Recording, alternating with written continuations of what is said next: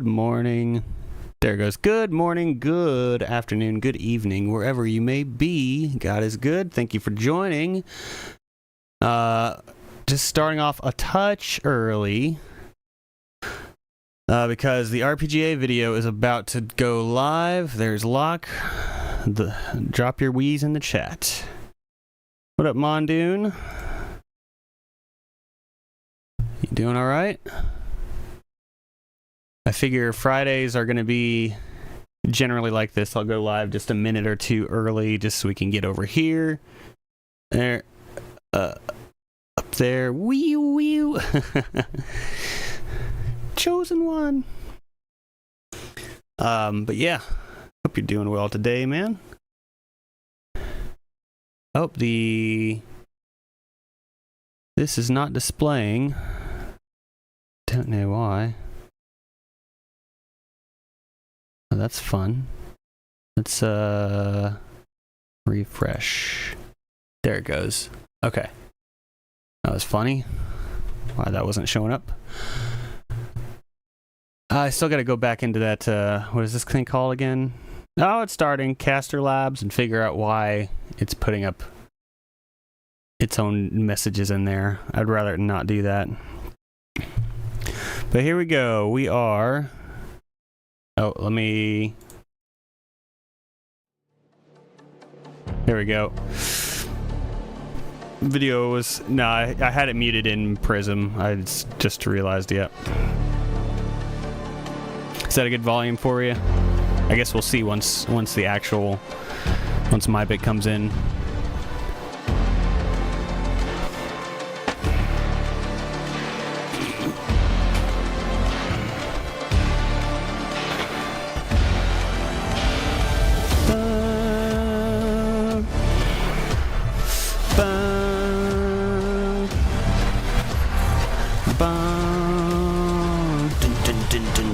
Try to get this in a good comfy spot for me.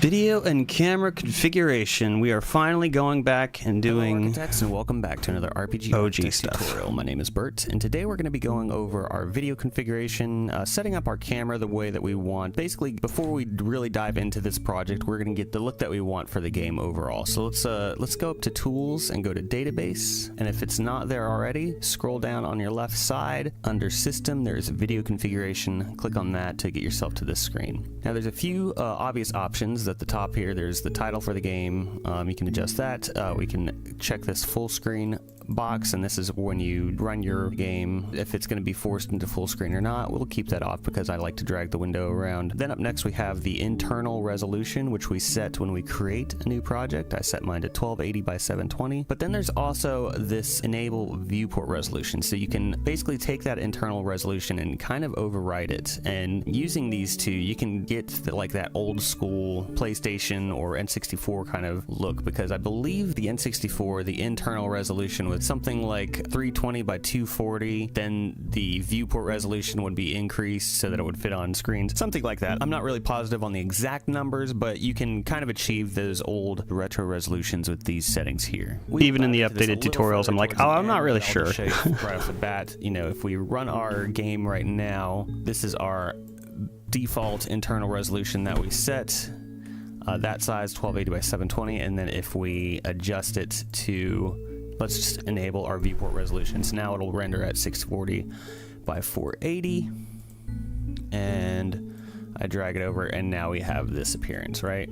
So we will come back to that later, but I just wanted to show it while we are going down the list of things. Up next is camera distance, and obviously that is the distance of the camera from the target. Uncheck viewport resolution, and I believe if you lower it, so it'll go from 10 to 5, the camera actually moves further away.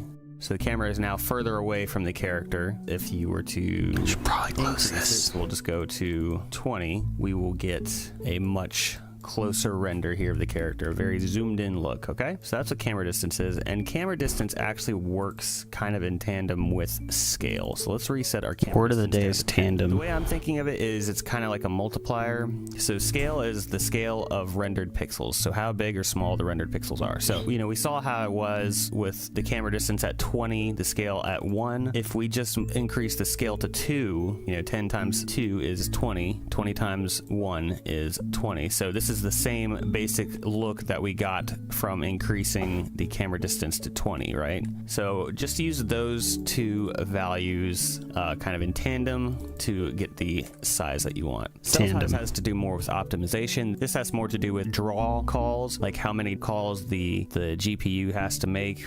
Since RPGA is technically a 3D engine masquerading as a 2D engine, so the fewer draw calls it has to make calling up 3D meshes, the more optimized, but you don't want to do too little. So the too long didn't read is try to keep this 10 to 20 as a good starting point, and if you watch your frames per second, you can optimize it by increasing it, usually by like intervals of 10, or decreasing it by like dividing it by 2. See what works best for your world, your game. Just kind of play with that a little bit, but this has to do with optimizing the amount of draw calls the engine has to do, because you don't want to do too many. You don't want to have stuff drawing that's way out of the player's line of sight anyway, right? You don't want stuff that's a rendering off screen that'll just tank your performance. There's no need for that. So that's what cell size is, in case you weren't sure. Unlock frame rate. I wasn't sure before yesterday. That's exactly what it says. It unlocks the frame rate. You can have an unlimited amount of frames per second. It can get real crazy. On the opposite side of that, you can set a frame rate. So you can set a hard 30 if you want. You can set a hard 60. You can set frame rate of 54 for whatever reason. But yeah, if you have a particular frame rate in mind for your game, you can just set it right there and be done with it. Now, constrained 2D rendering.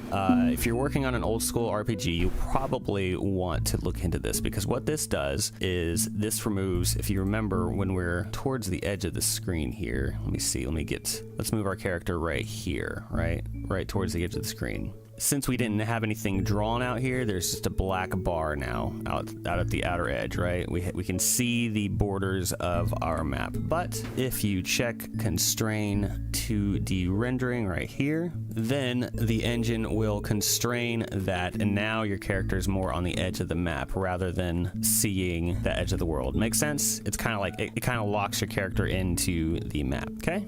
Easy enough. Now, continuing on, we have some more kind of obvious checkboxes here. We have enable 3D, and then the 3 options after that correspond with that. So if we enable 3D, then the game will now tilt the camera, and we are now seeing the world in 3D. And our areas look a little messed up. I'll explain that in just a second. But when you check enable 3D, there's a couple options. We can set in first person mode, but first thing I want to look at is perspective projection or orthographic projection. So with perspective projection, as things move closer or further away from the camera, they either get bigger or smaller accordingly. They adjust in scale. And with orthographic projection, things stay relatively the same no matter how close or far away they are from the camera. So let's actually check perspective first. I'm gonna just check that box and hit apply. I'm gonna put in over here on the camera override, I'm gonna put 315 for my yaw. We'll go over this section later on in the video, but for right now I am setting that so that the camera will be pointing at a downward angle and you can see the different projections a little easier. So let's go ahead and run this. So this is our perspective projection. You can see as this building here gets closer to the camera, it kind of adjusts in scale. As we walk away, it's getting smaller. The perspective is adjusting, right? And then if we switch over to orthographic and apply, let's go ahead and run that, we get more of a consistent sizing of things, right? Makes sense? And then obviously in first person mode. And then finally for our 3D modes, we have the first person mode. Now if you'll notice, I'm set to orthographic projection. If you're set to orthographic, you cannot turn on first person because when you are in first person, you need to have the first person perspective. You need things to be getting bigger or smaller as you move closer to them. So if you need that, just set to perspective projection, click your first person box, we'll hit apply. And just like I did before, we're going to override the camera over here in the bottom left. We're going to go to pitch 90. I can remove my yaw values now. Now let's run this. and I drag it over, and now we are in first person. I'm just moving around with my arrow keys.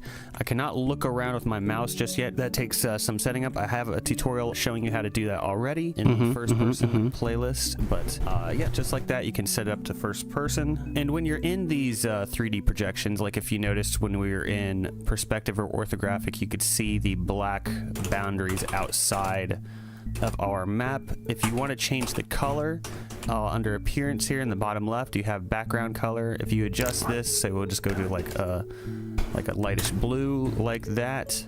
Whether you're in perspective or orthographic or first person, if you adjust that color, then you can change the color of the sky background. Okay? Background. And obviously you can do a skybox and stuff too. We'll get into that at another point. I do have a tutorial on that as well. I was gonna say we did get into that. But that is something you can adjust over here with this background color. Okay?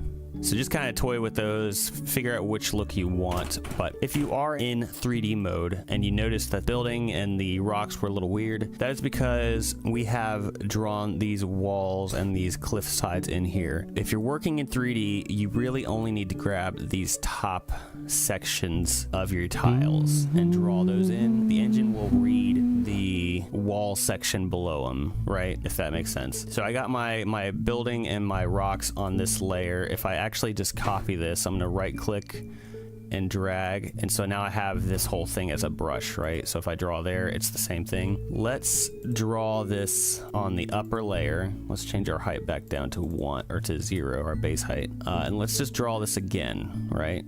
But let's go back and erase these lower chunks. Let's do that. Shall we? So just drawing like that will get us the walls drawn below those structure tiles, right? Okay. So now going back to our database, let's turn off 3D mode. Let's go back to our 2D. Sync refresh will determine whether or not to synchronize with the refresh rate of the connected display. This is on by default. And then we have lighting settings. If you want to enable the lighting, check that box. This setting really only applies to 3D mode. I have seen a couple of users utilizing lighting in what appears to be 2D games, but they're really just using the engine in a very clever way. And so you know who you are. You also have a checkbox for enabling the debug view for lighting, but we're going to leave both of these off right now since we're working in a 2D project, okay? Now all these values down here, you have field view, you have render distance, render fog, X rotation pitch, Y rotation yaw, and Z rotation roll. These are, as you can see, they're all grayed out because these have to do with 3D mode. So if you enable 3D, all of these become active.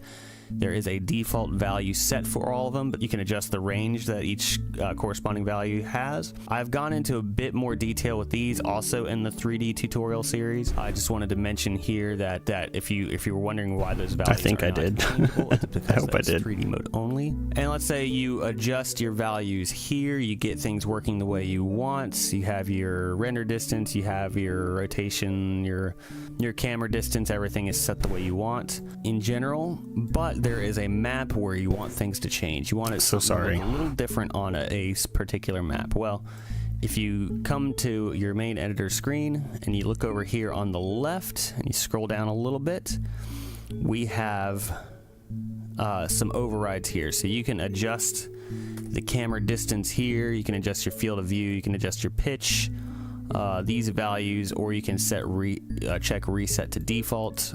And these values just override what are in the database. So you can have different looks for different maps. Does that make sense? You have, again, down here, we have lighting. If lighting is enabled, then you can set up some stuff here, and there's a whole different lighting section we will go into at some point. But and then there's other overrides as well, but the main map ones, the camera ones that we've been talking about, those are all up here. And I think last thing I want to go over for this one is coming back to our viewport resolution. So I said earlier that you can utilize these two values, setting up your internal resolution and your viewport to get some somewhat retro resolution effects. What you can do is if you set your width and your height lower than your viewport resolution, you can get some, I guess, jittery effects. Not exactly one-to-one with like the PlayStation, but here, I'll just go ahead and show you. Let's check this, and if I set my internal resolution to something low, apparently PlayStation 1's native internal resolution was 320 by 224, and then we blow up the viewport resolution, 1280 by 720. We'll just do that, hit OK, and then we'll run it. I'm also back in perspective projection, and I overrode my yaw to be back down at the downward angle. You can kind of see it gets a little pixelated, gets a little smushy, whatever, however you want to call it, jittery. You know, and for some games, this is the desired effect. This is what you're going for. So yeah, especially if you had 3D models, that could look really good. A somewhat retro look. Obviously, you can fine-tune this and get it a little cleaner, maybe. You can get some more or less jitter effects. You can get your guy looking a little cleaner. Just something to keep in mind. If you play with those effects or those settings, you can get a look kind of like this, okay? And we are going to set for this project, we're going to disable the viewport resolution. We're going to go back to our 1280 by 720. We're going to stay in 2D mode, so I'm going to click constrain 2D rendering, and I'm going to set my camera distance to 7, okay?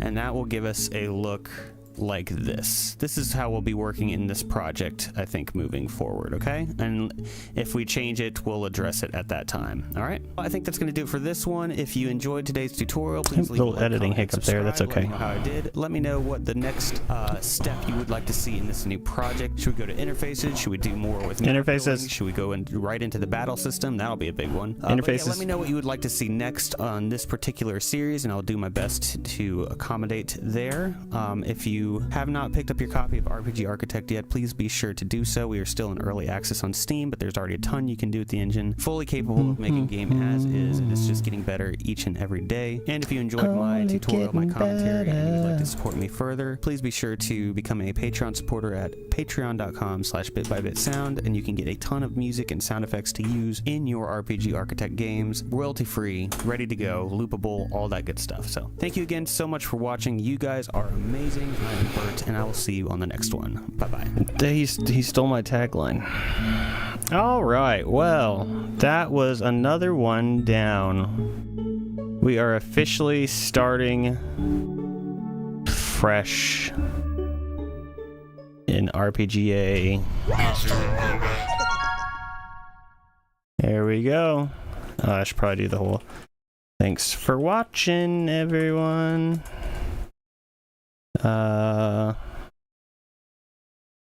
Like and comment. Come hang out with us on Twitch. I should have posted this a little sooner, but whatever.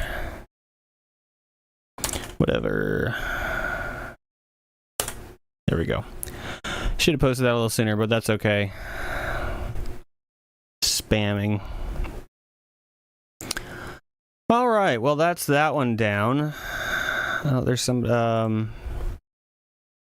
yeah, so it's good to be going back and starting, just doing some of these old tutorials again. Hey, what's going on, John Deere? John Deere Enjoyer. Appreciate you joining us, man. Hope you enjoyed that tutorial.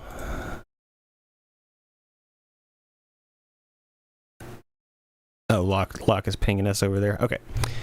Yeah, but it feels good to be going back and starting fresh. You know, I didn't know what I was doing on a lot of those older... I was figuring stuff out, honestly. I was figuring out how to edit. I was figuring out the engine.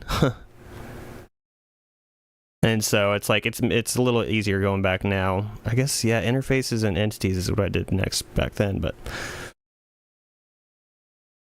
yeah, I'm sure. Like I know a lot of people are going to be glad about that. I'm glad about that.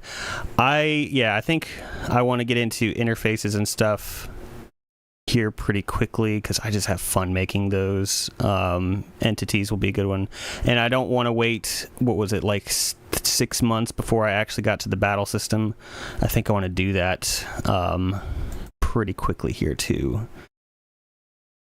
I mean, a lot of this stuff I won't have to get into 3D structures. I won't have to get into virtual keys necessarily. Anyway, yeah. That's right. Yeah, John Deere Enjoyer. I think I've seen you in Discord, right? That name is familiar. What's the plan for today? I think actually starting a brand new song probably would be good because yeah, I thought so because that's one of those names that stands out. But yeah, appreciate you joining, man. I think today working on a new song, this is the song that was released this morning. I can close that one. Would be the best call. Am I in version 3? Yeah, I am. Okay. No audio device. Because we got the song for next week pretty well on its way. And so it's like if we can kind of get a little bit ahead, get the, I guess, the 4th song for the month done, and then maybe start on the 5th song next week, we can start getting ahead in content. The only problem with doing things the way I'm doing things now is that I can get ahead right now, but I won't know what the theme is going to be until the end of the month. So maybe I need to start doing the voting a little bit earlier, the Patreon voting. So anyway, yeah, let's go ahead and create a new file.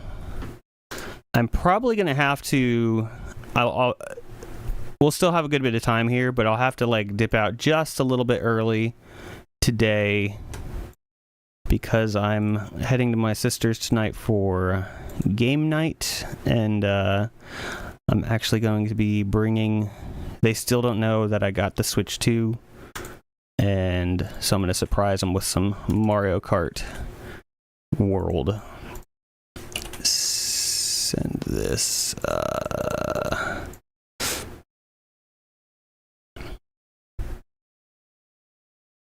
There we go. Okay.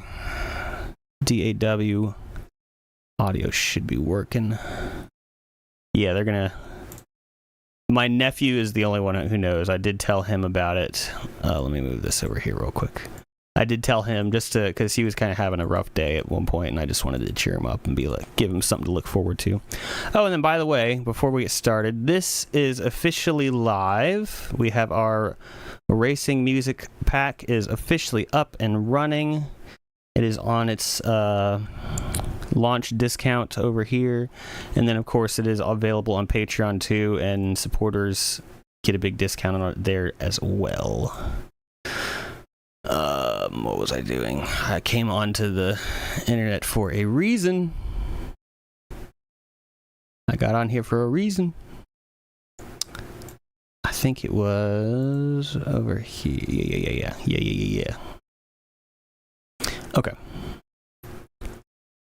I saw someone was making a kart racer in RPG. Yeah, that is really cool. I think it's Sporic, which we were talking about that not yesterday. I think the day before, maybe, or Monday.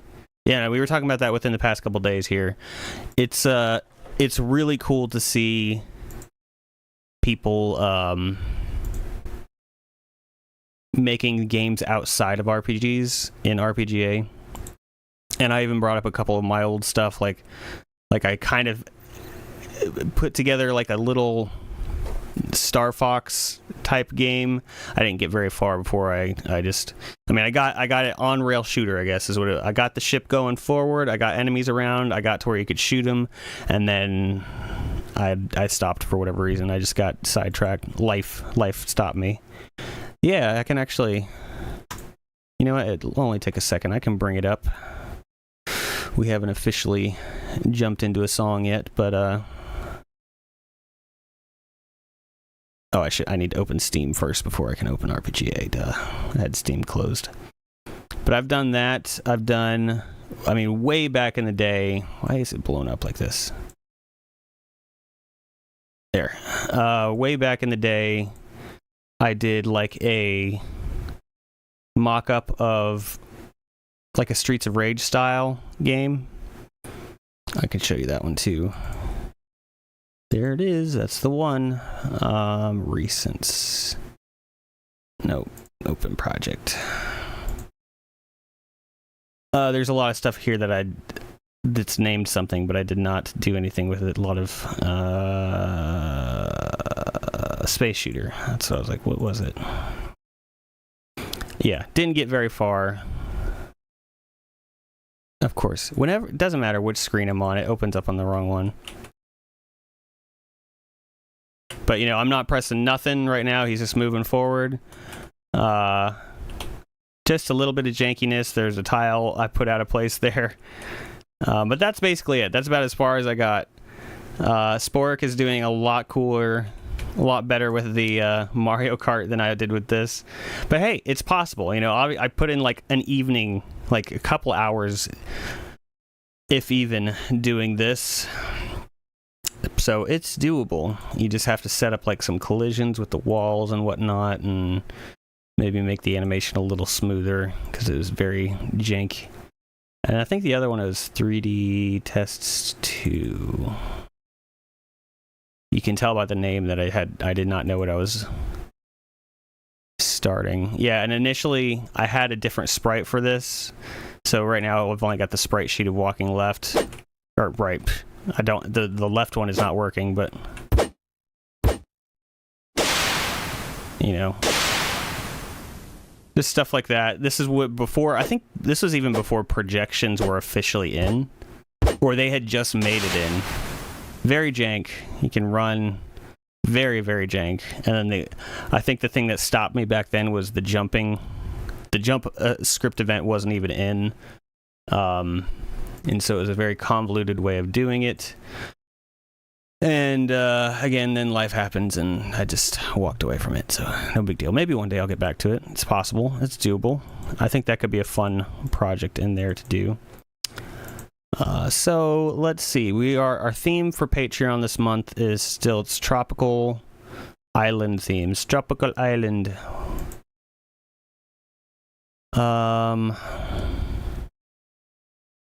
You know what I haven't loaded up in a while is Roland Sound Canvas, not SoundCloud. This is a pretty good retro sounding, like PlayStation 1 sounding VST here. Though the volume is usually very low. I think I boosted like 5. Oh, DAW is muted. There we go. Still looks like it's pretty quiet.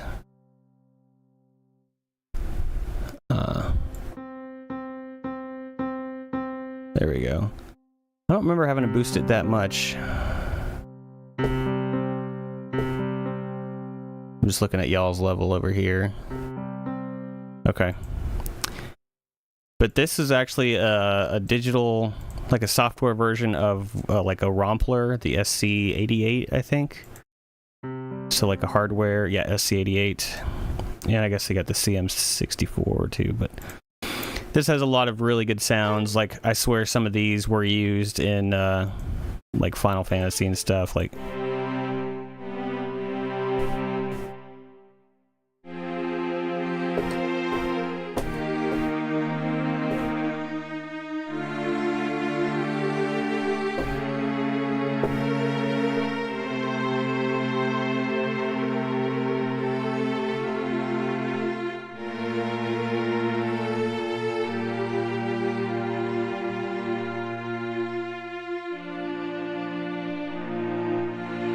yeah, anyway, this is a nice library.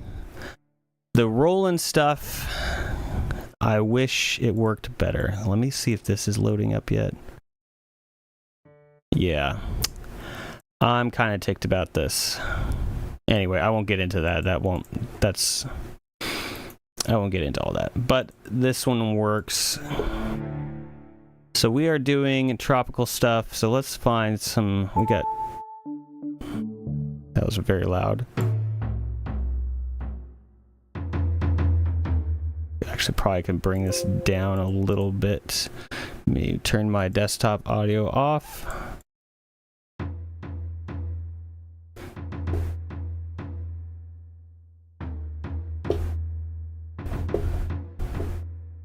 Okay. And like the chip synth SFC, it's like you load the different sounds in here and then you just route them through channels up here. So 2 and 3, let's just do a couple things. Let's find a good bass sound. That's brass, not bass.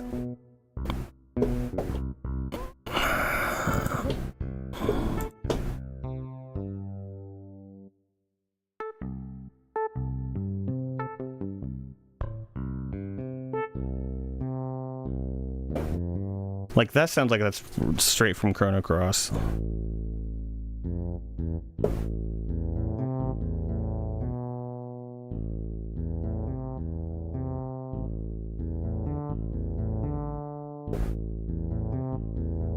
Something like that. There was like the lava area.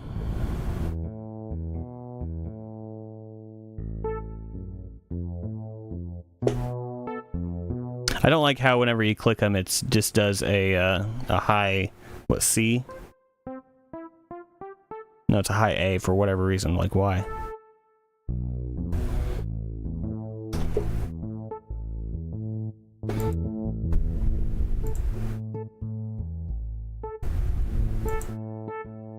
Let's do this one. Wood plus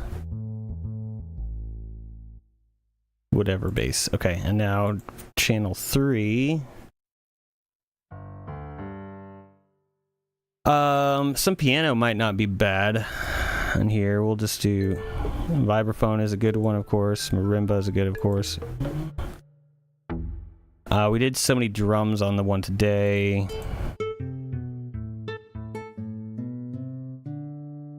Let's do that. Let's do another guitar. So let's try finding an idea with this guitar. And I should probably turn my timer on. So 50 minutes. Let's see what we can come up with here.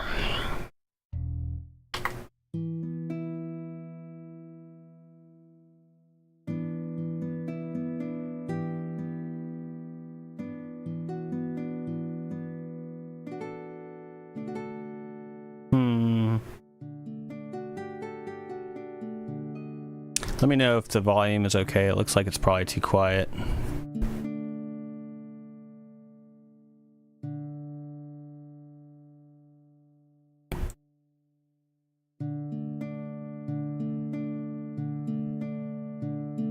I guess I could turn it up over here too. Good for you? Okay. Thanks, John.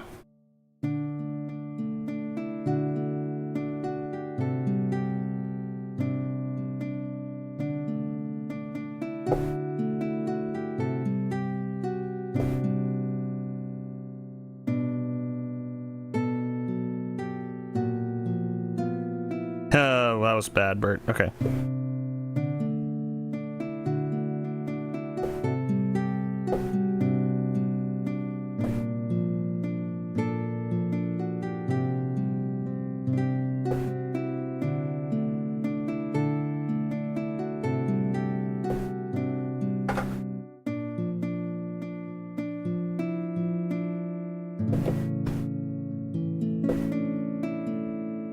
That can be kind of nice. Let's just use that as a jumping off point. So set a tempo. Let me go a little slower so I can play decently enough. Let's do 84. Something like that.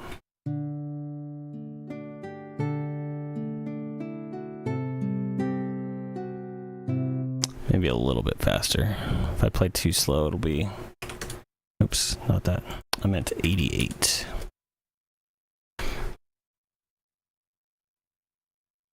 Maybe 6 instead of 4. Or we'll do 3. Let's do...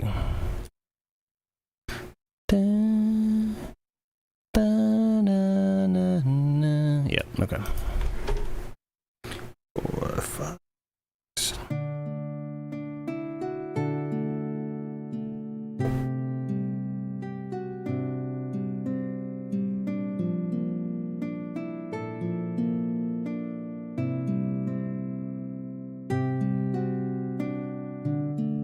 should probably just do one hand at a time, because I'm just...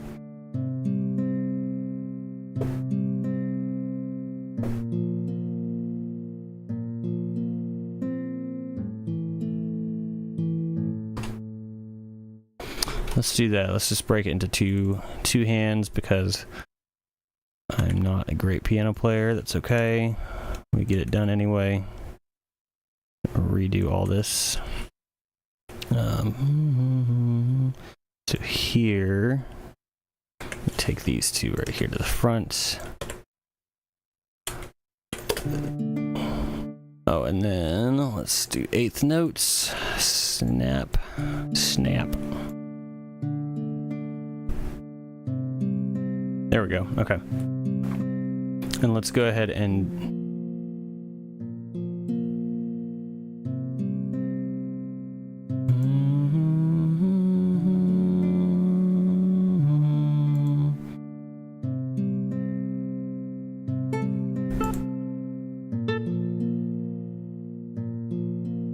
let's just use the same guitar first, and then we'll see if it needs a different tone for the upper register. Let's just try it. Where am I at?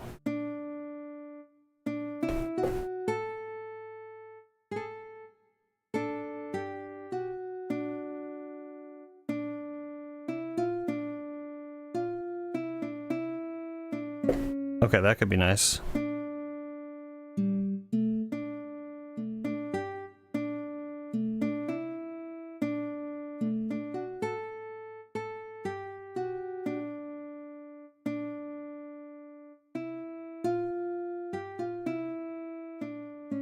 Oh, it was something like that. There was something cool there, and then I kind of already lost it. No, hang on, I'll get there. Dun, dun, dun, dun, dun, dun.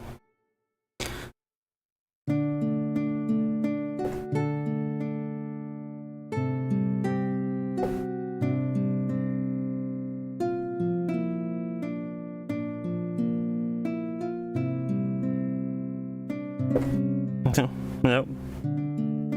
Okay, wait. I'll get there. That was what it was.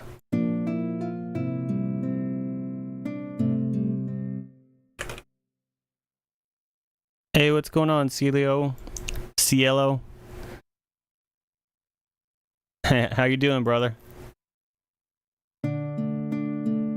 I called you Celio again, but you said everybody calls you that, so... Appreciate you hopping in, man.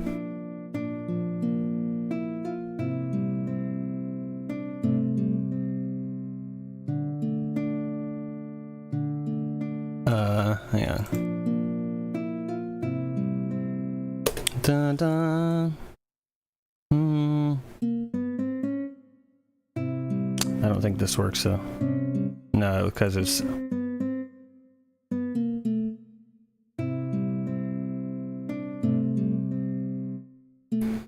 Alright, and then... Here, let me just shove that to the side so I don't forget the idea, but let's try to do a full run of it, so...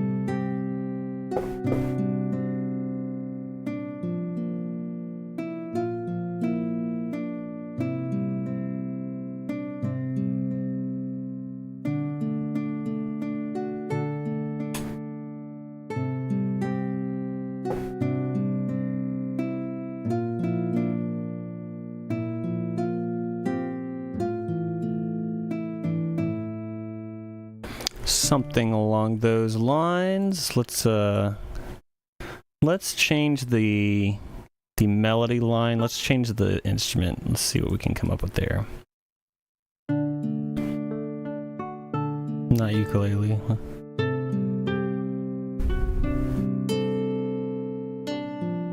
No. Nylon guitar actually sounds kind of good. Just a different nylon guitar, really, because that's what we were doing for the first. No.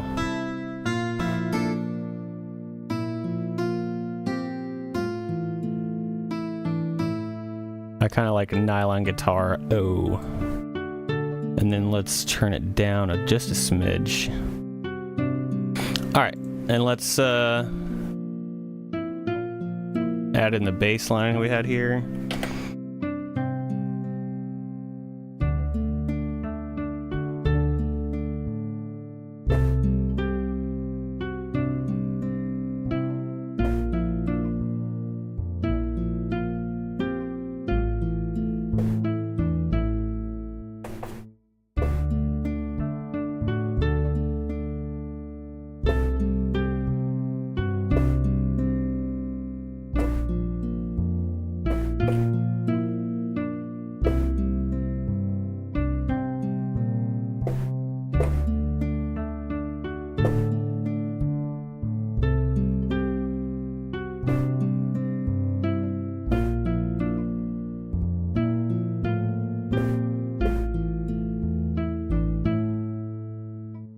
Something along those lines.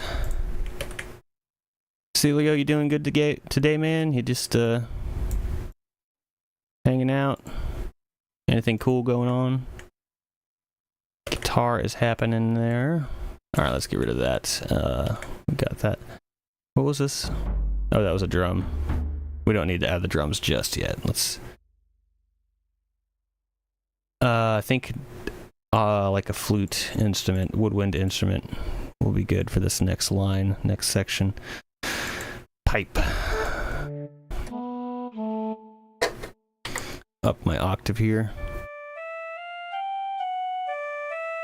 You know what else I should do? I should just go ahead and do it. Let's route this instrument through some PlayStation 1 reverb.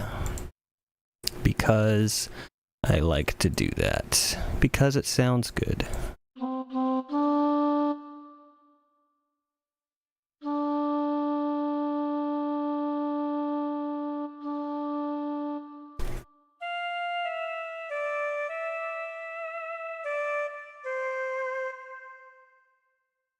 Turn and click off. There we go. Oh, Mondoon, we're just starting off, man. Give me a second.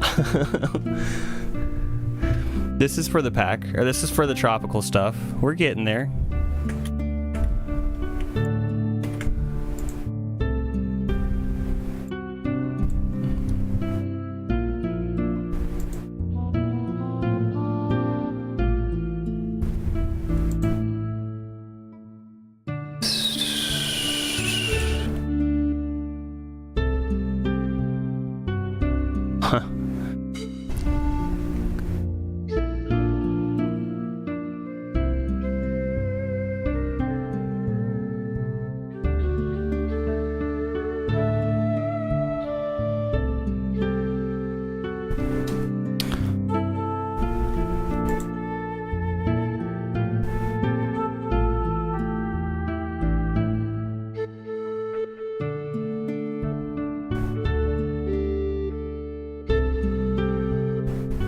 Thinking,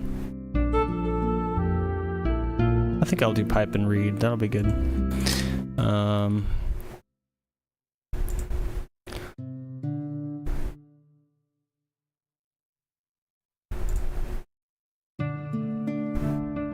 So do that.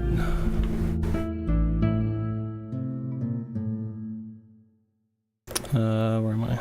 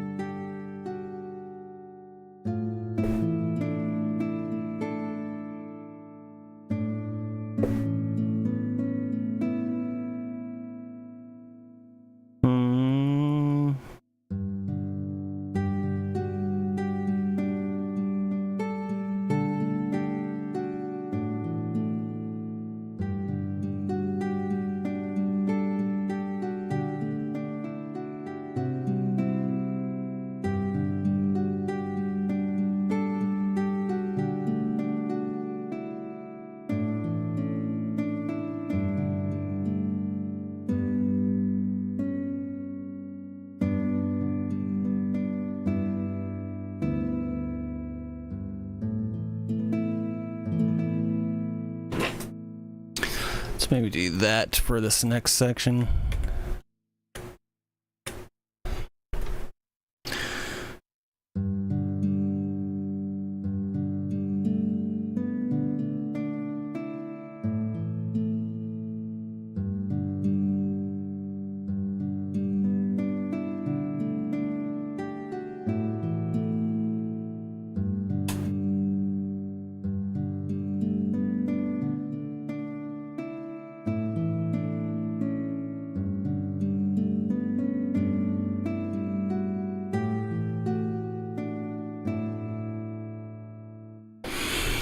We'll do that.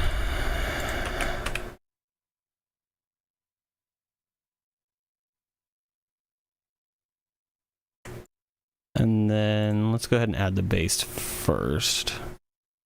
Oh, wait. Down an octave. There we go.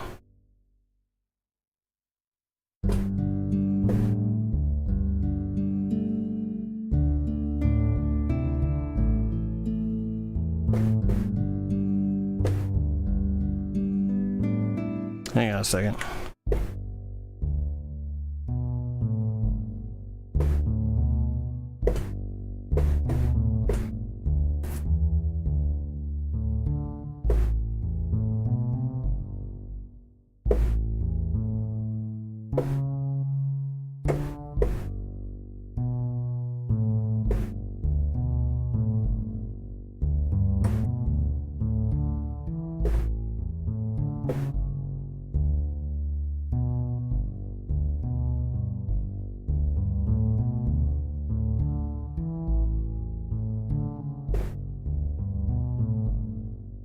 Something like that.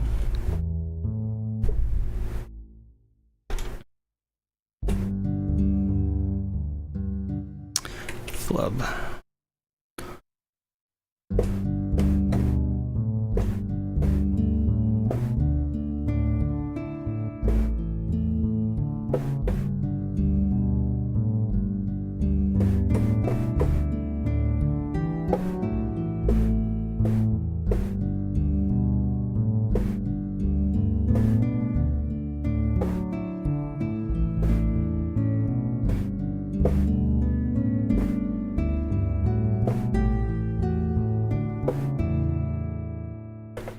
Couple of little sour notes in there, but I think there's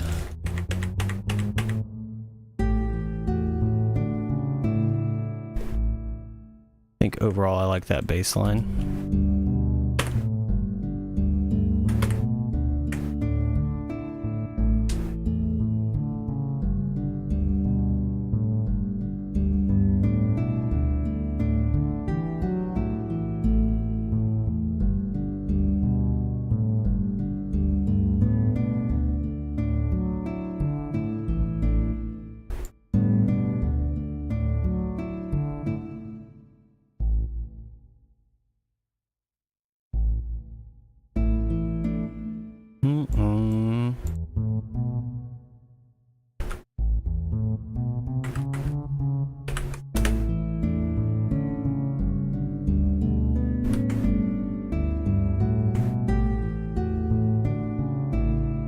Something like that. Let's do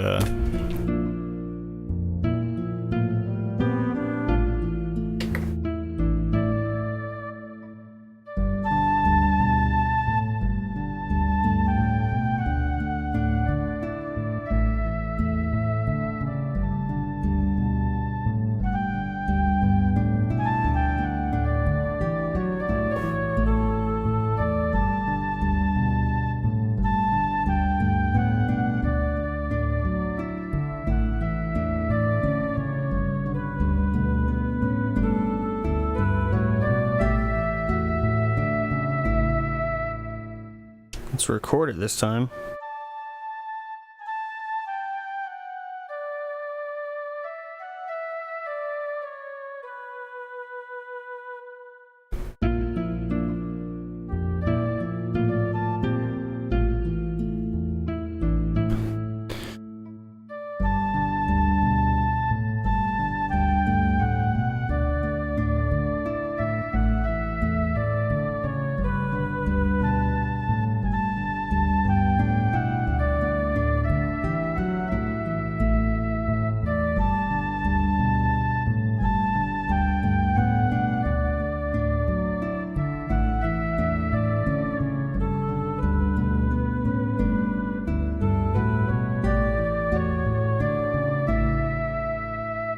Something like that. I think I could do it a little bit better, so I'm just going to shove this one to the side. Not lose the performance totally, but I think I can do something better. It's close.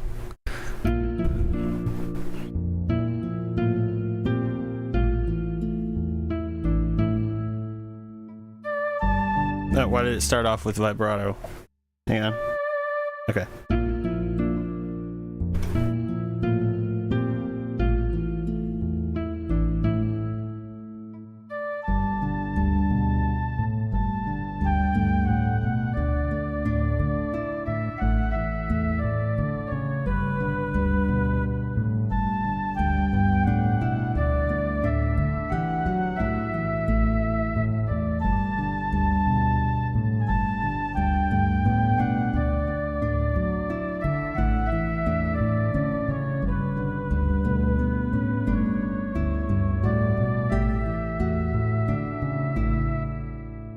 I think overall I like that better, just the very end line.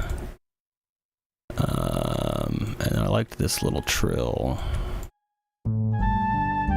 Not really a trill, but the little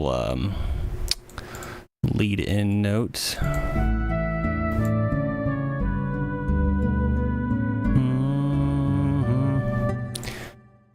Da-na-na-na.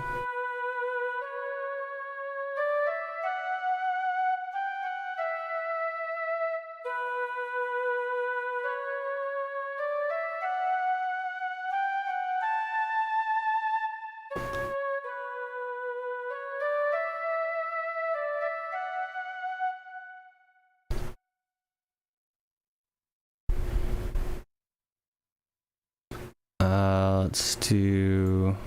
I'm just gonna delete that and then do.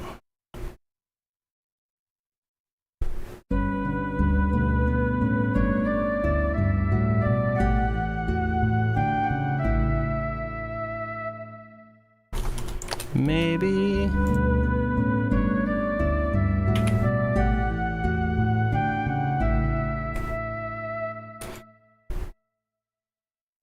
All right, I can live with that one. Let's do a following section. So this is right now, it's about 1 minute and 5 seconds. Let's find. Na, na, na, na.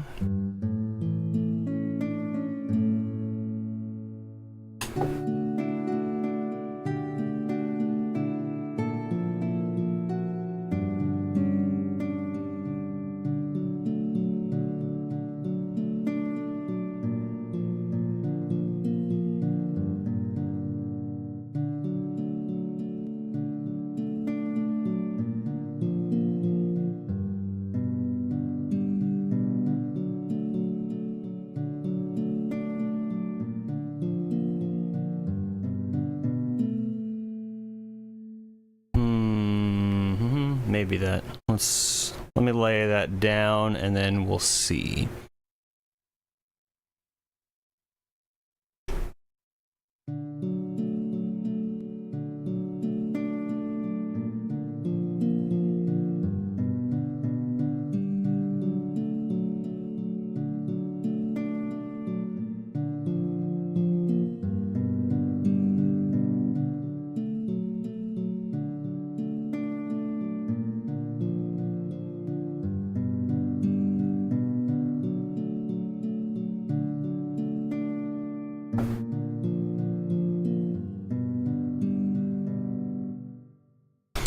I'll probably change the chord up at the very end, but that's kind of just a nice follow-up section.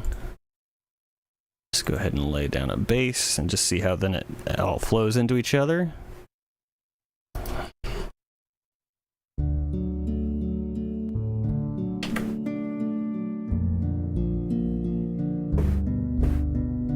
That was a little off.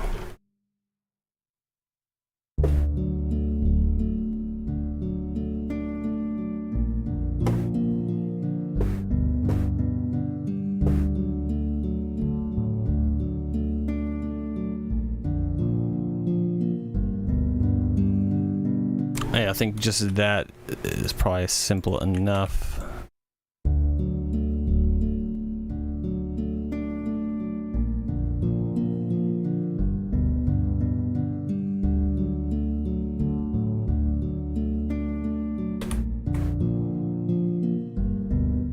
Okay, let's just see how it sounds from the very beginning.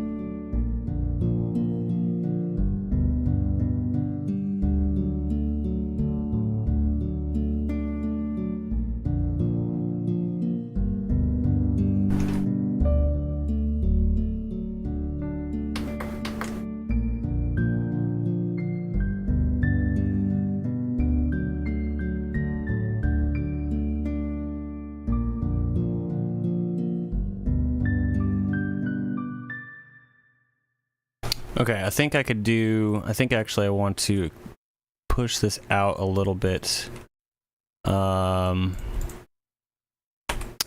Something like that, and change up this...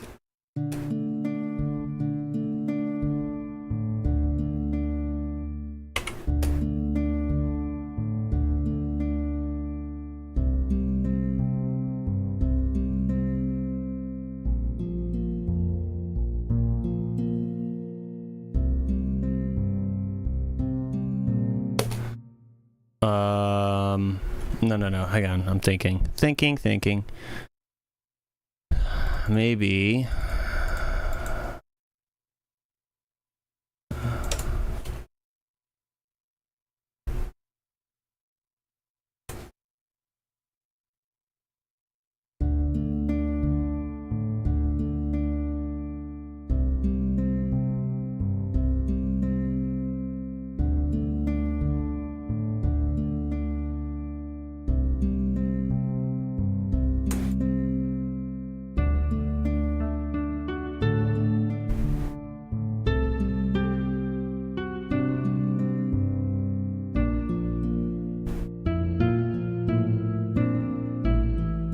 Okay, yeah, but let's actually do this. And I'm just trying to think of extending this opening bit a little with some variation here. I like that as the intro, just going back and forth, and then this is where the actual melody line comes in. Why did the bass not hit there?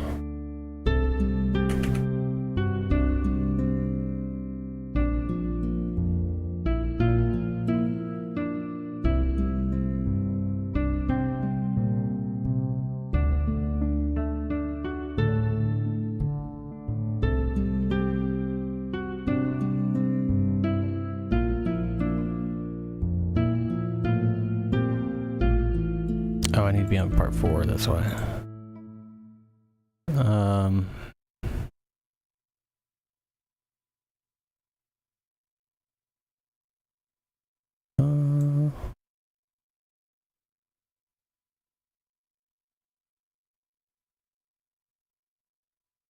I need to take the highs off of this bit a little bit.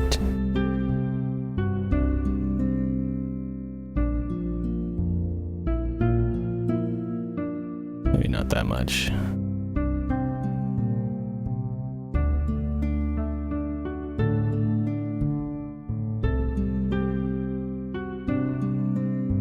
About like that.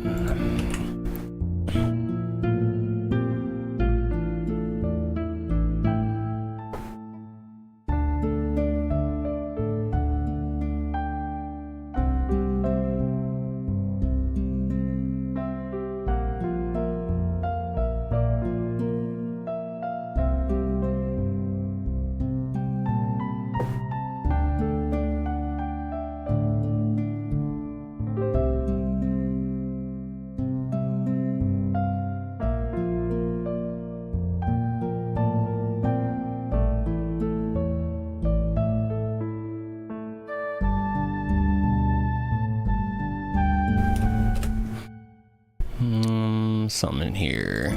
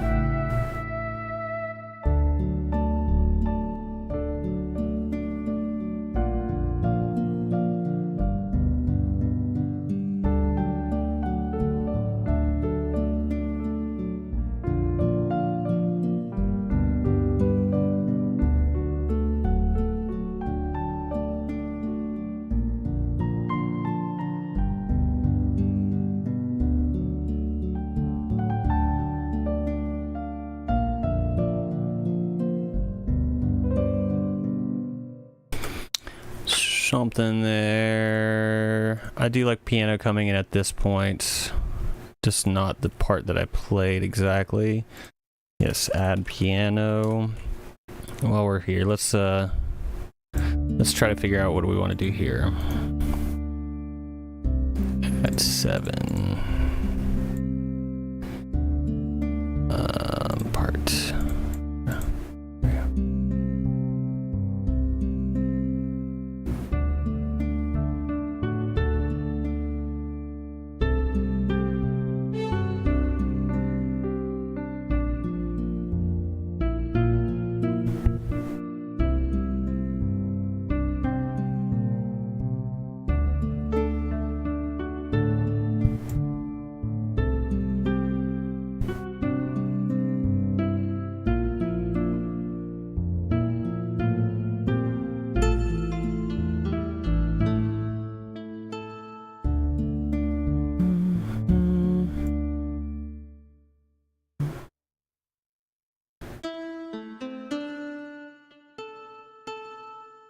I think it's coming together.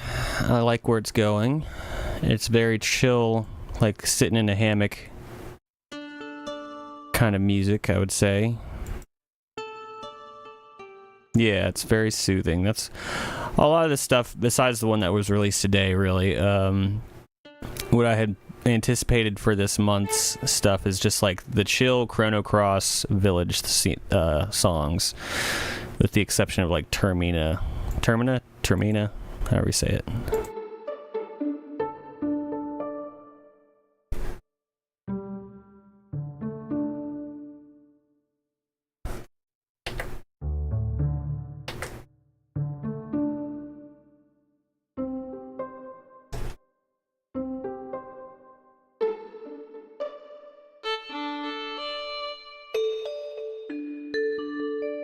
No. Organ.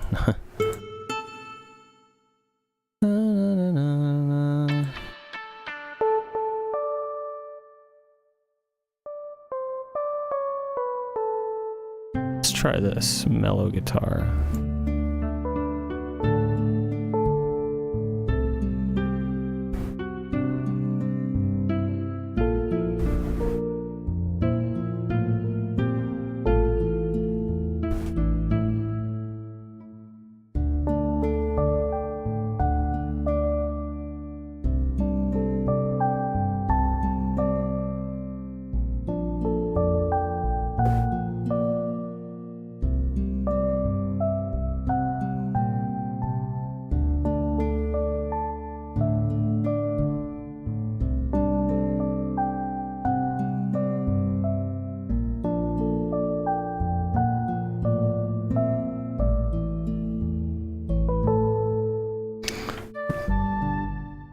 think that'd be good just as an accent layer, not the main line there.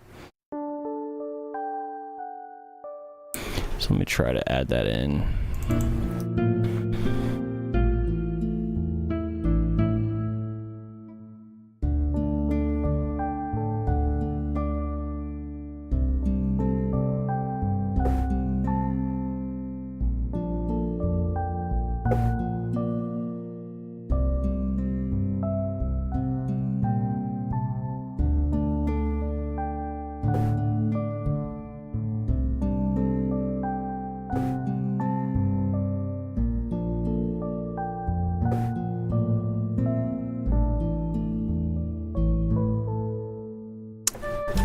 Ending bit. Let's try to stick the landing. Try to stick the landing.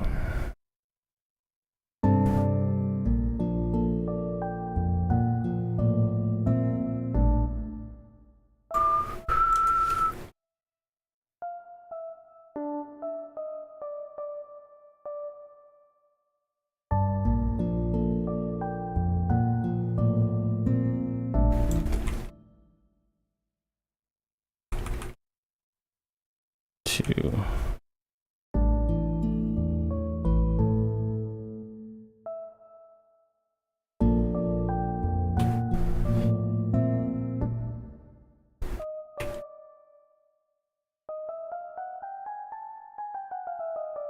Yeah. Something like that.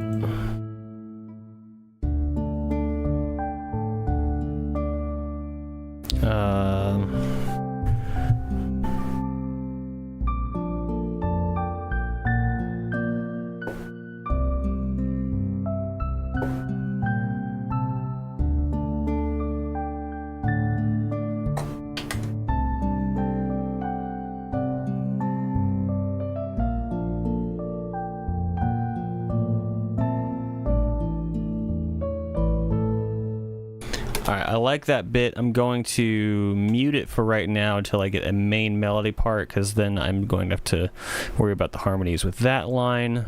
So rather than, I'll keep it a little bit more sparse, so when I hit those sour notes, and then I'll go back and fix this bottom one.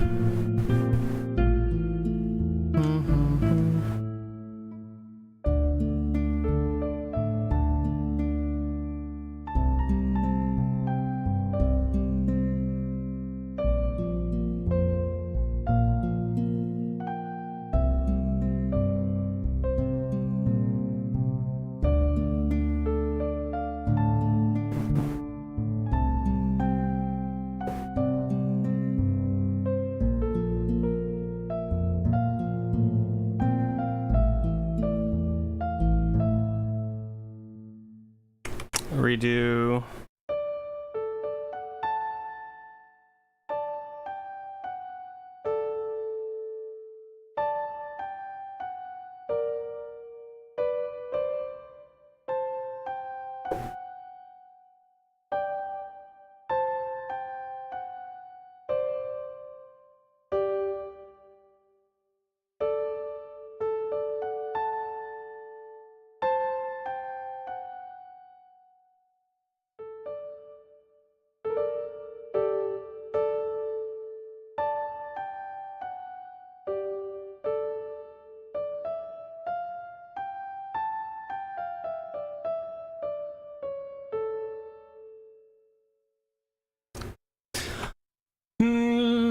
Okay, we got 10 minutes in this block. Oh, let's see. I like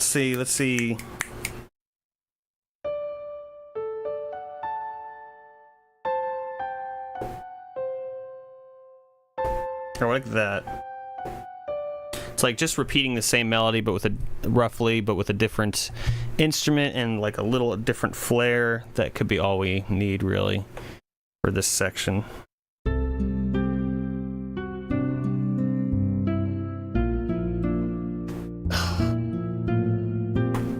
That was a good one.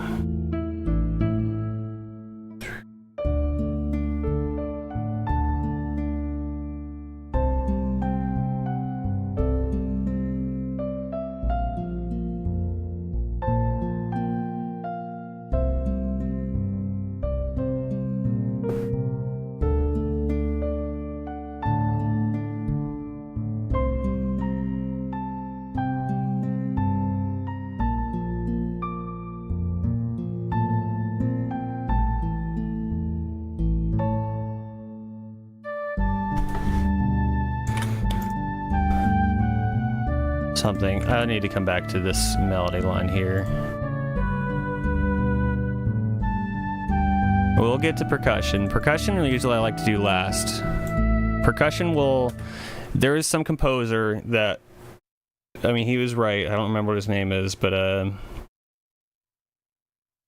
He's basically, in so many words, he's strongly advised against throwing percussion in too quickly because it will... it's really easy to focus less on the melody and stuff if percussion is in there. Like... I don't remember exactly how he phrased it, but we will get to percussion when the rest of everything is kind of filled out.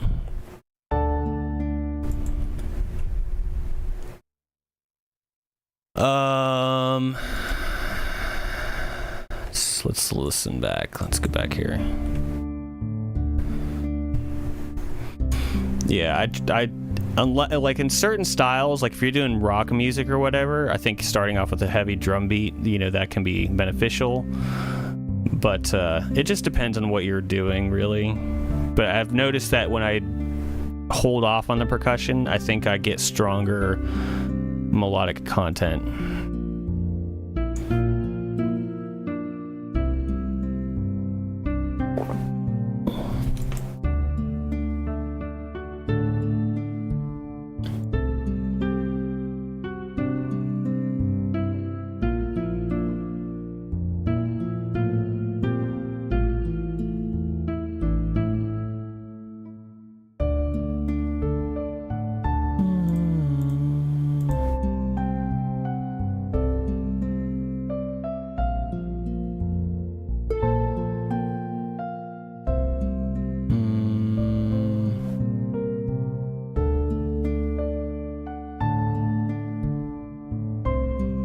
What am I looking for? Here we go. There we go, there it is. I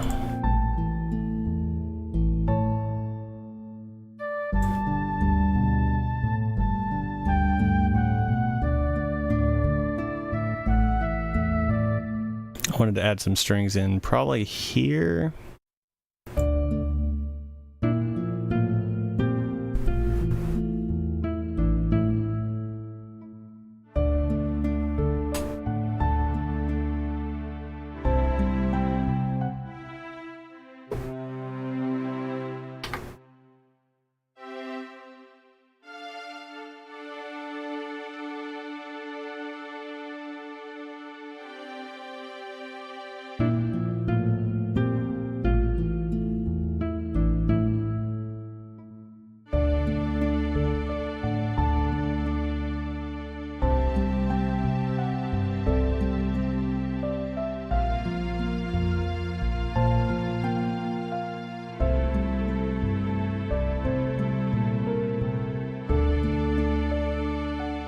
Yeah, maybe not. I'm still trying to...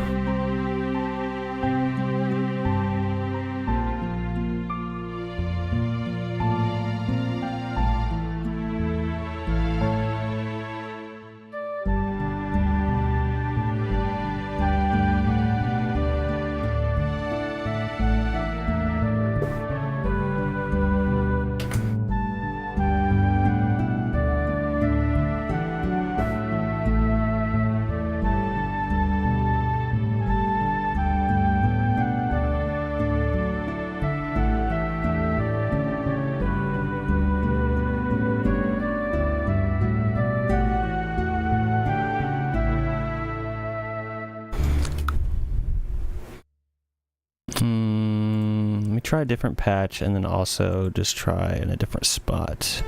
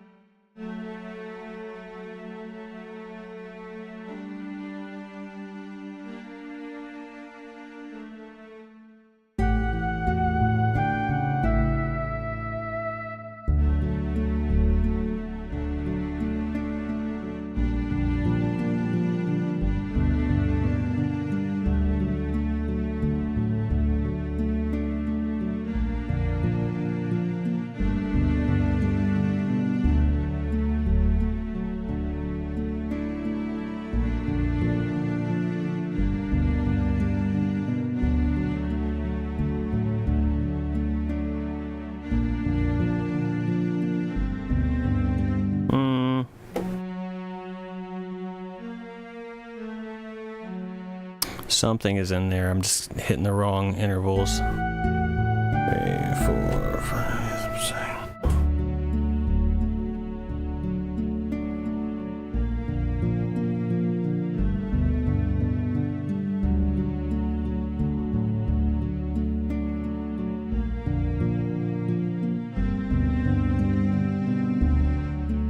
Oops.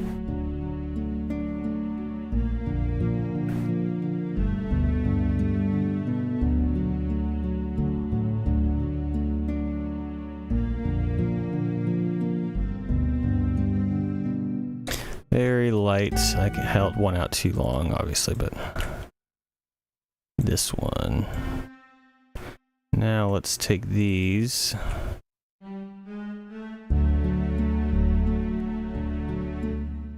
And then we split this top one.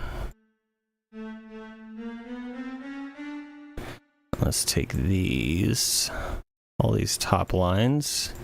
Actually, these ones too. And do this length. There we go.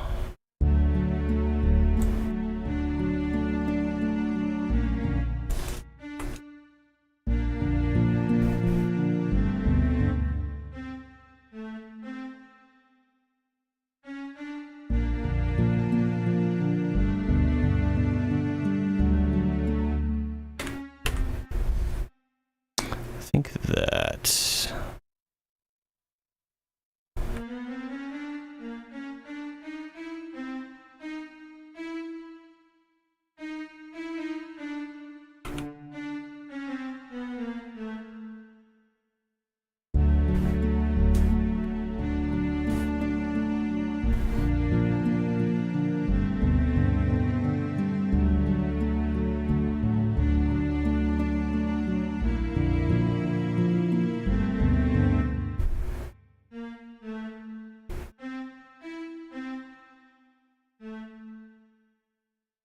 I am going to want to change the last chord in this section here, most likely, but we're still just feeling it out. Oh, we're in the last minute. Okay.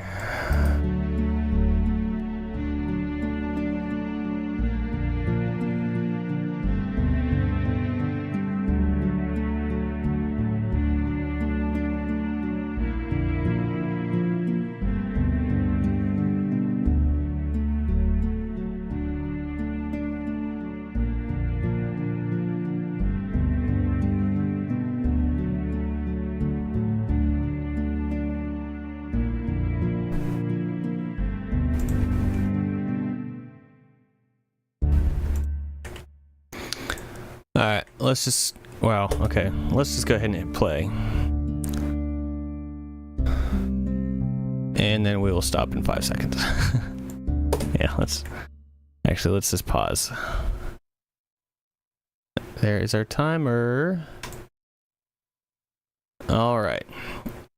Not a bad first block. You know, we got, I think this structure is pretty good overall. You know, just broad strokes. This should be able to loop back to the top here pretty well. I mean, 2.5 minutes. That's pretty good for 50 minutes.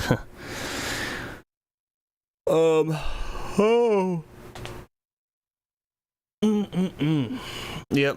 I should set. Let's set our break timer. I kind of liked the, let's do an 8-minute. 10 minutes is too long. 5 is too short. No, you know what? We'll do 7.5. 7.5. There we go. And I'll actually click the start button this time instead of like I was doing yesterday.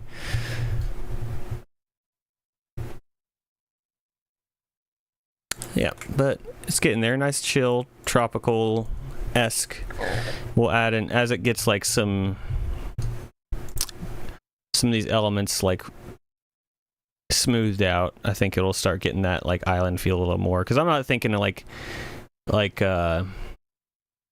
steel drums everywhere, like reggae or that kind of thing. I'm thinking I'm thinking Arnie Village. I'm thinking Goldove. I'm thinking Marbule. Marbule? That's the approach I'm taking with these. With the exception of the one this morning. That one was a little bit outside of what I was planning for these, but it was okay. It was fun. Oh my. Yep. Busy day. Once again, while we're waiting,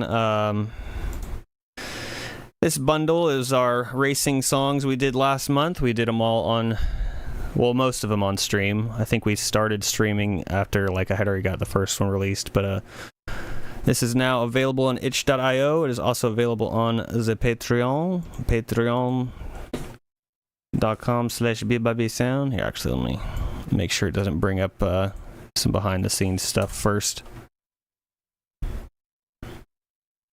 It did. So I try to be aware of what I'm about to bring up on here. Patreon used to have an option to view the page as like a non-patron, just as like a random person coming in, and they took it out. Like, why? That was such a good little feature. It's like I can see what the page looks like for somebody coming in who's brand new to things. They kind of got it still, but you gotta go hunt for it. Actually, they really don't. I don't know. This is dumb. They've been doing weird stuff recently. But yeah, I guess let me go here. It is also, our racing pack is also available on the shop. I gotta fix the graphic there for whatever reason. It didn't take like the other ones do. That's okay. I'll fix it. And the healer and mage tier, y'all get a special discount on this one. It is part of the welcome notes stuff. And of course, the mage tier gets it automatically. So yeah, that's good.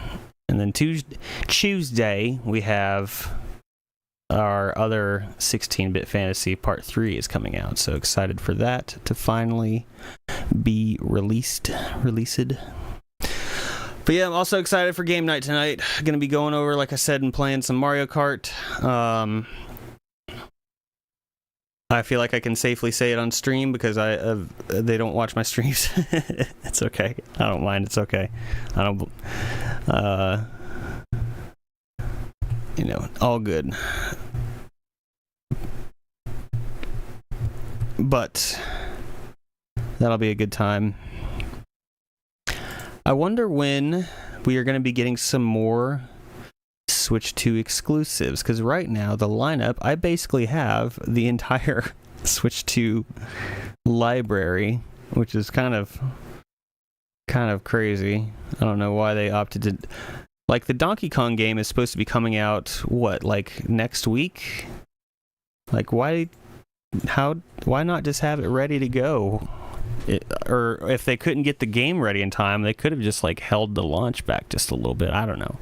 So it feels like they did some weird stuff. What's up, John? Welcome back, sir.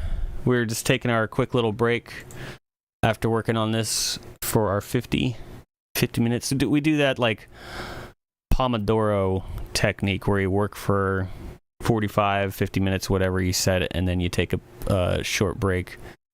Not sure how much of this you caught, but we will listen again at the end of this 2.5 minutes. I was just gonna check. I guess it doesn't matter. I was just like wondering when they're gonna come out with some new games on the Switch 2. I don't know.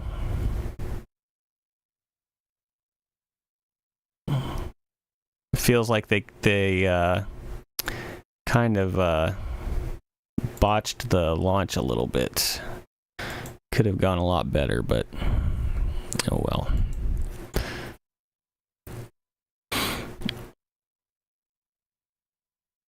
But yeah, John, I don't know if you saw it either. I was just showing that the racing music bundle came out today.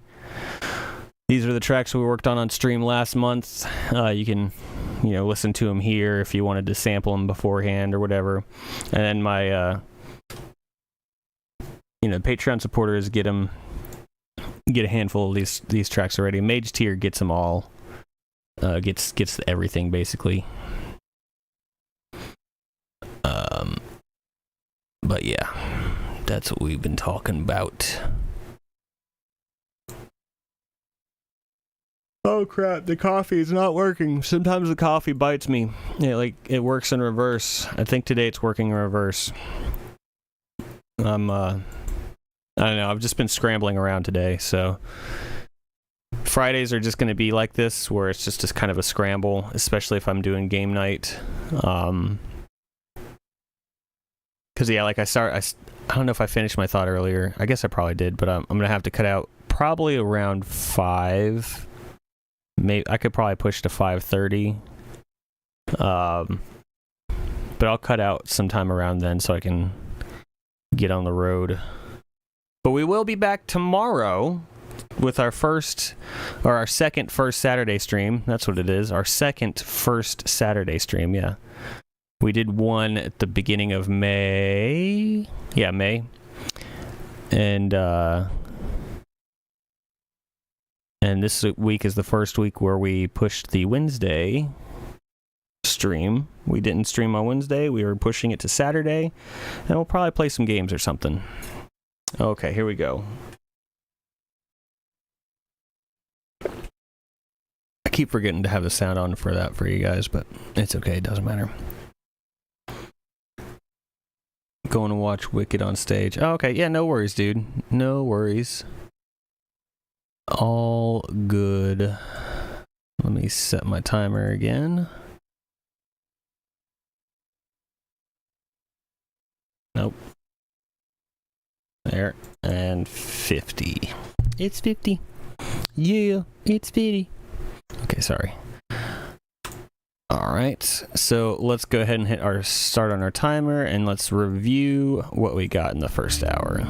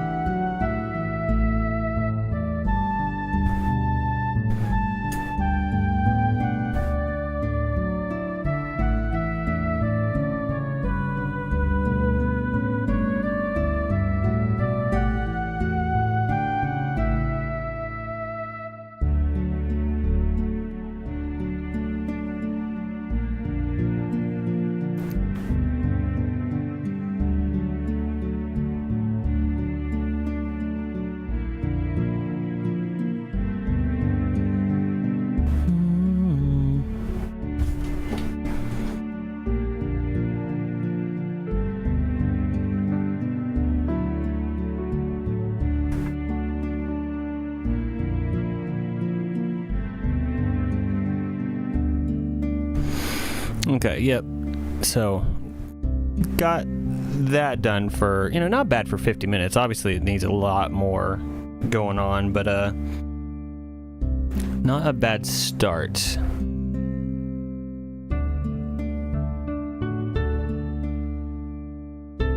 I almost heard some strings entering over here too.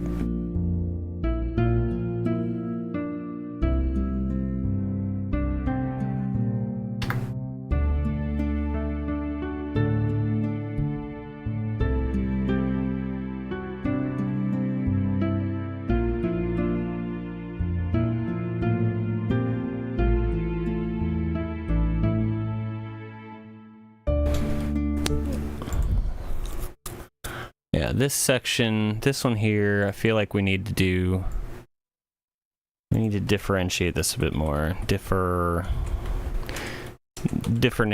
Let's differentiate this section a bit, but let me put those strings down real quick.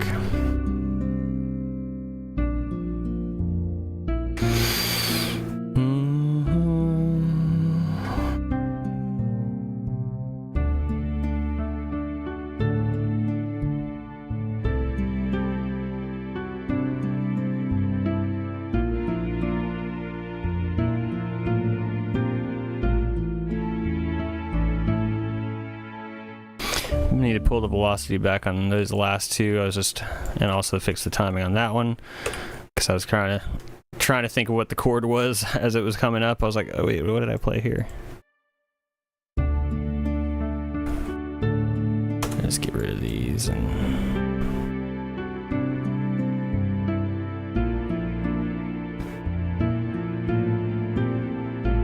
oh wait, there we go.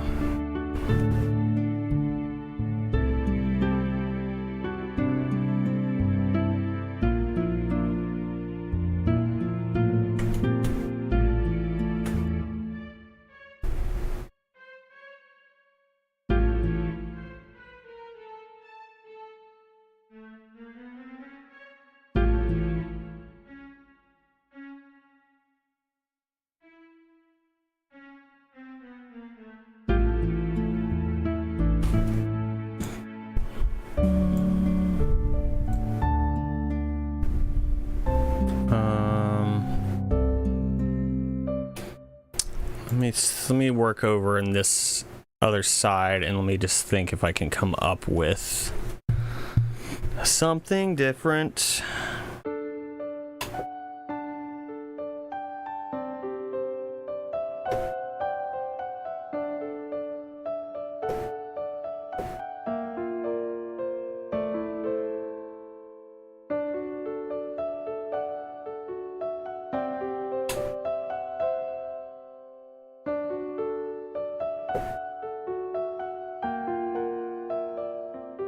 No.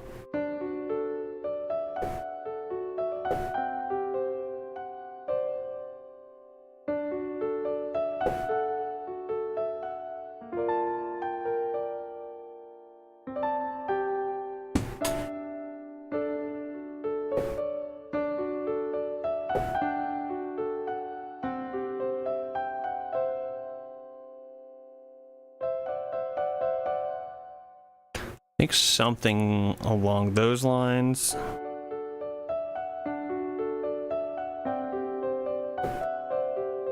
It's a little close to the beginning bit, but nope, not that, the other way.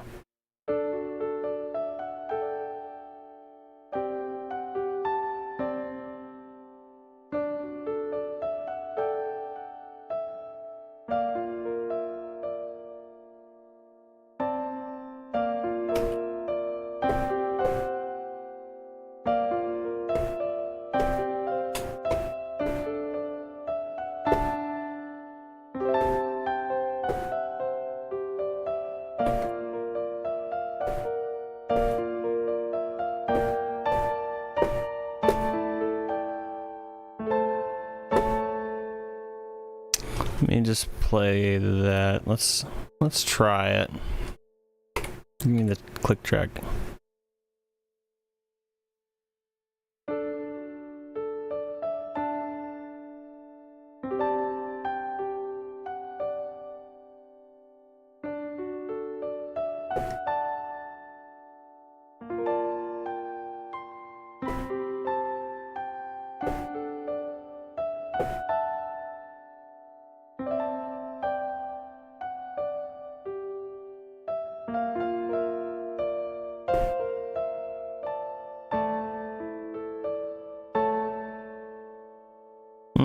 Let's run it again. Run it again. No.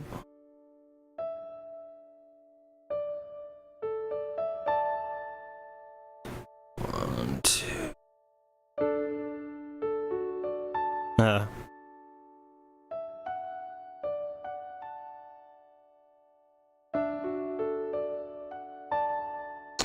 Oh, come on, Bert. What did I do with it over here?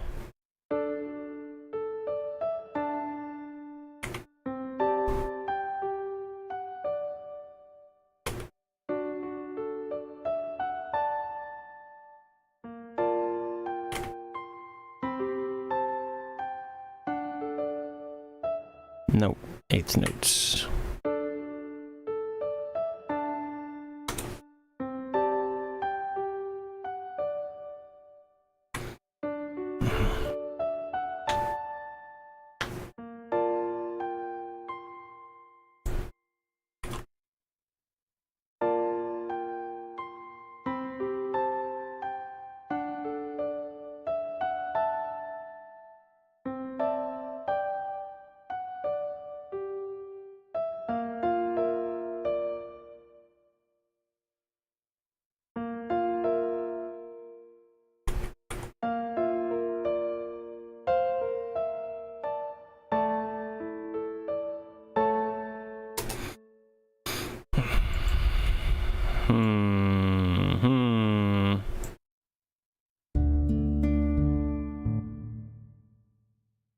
Yeah, because I feel like this section here.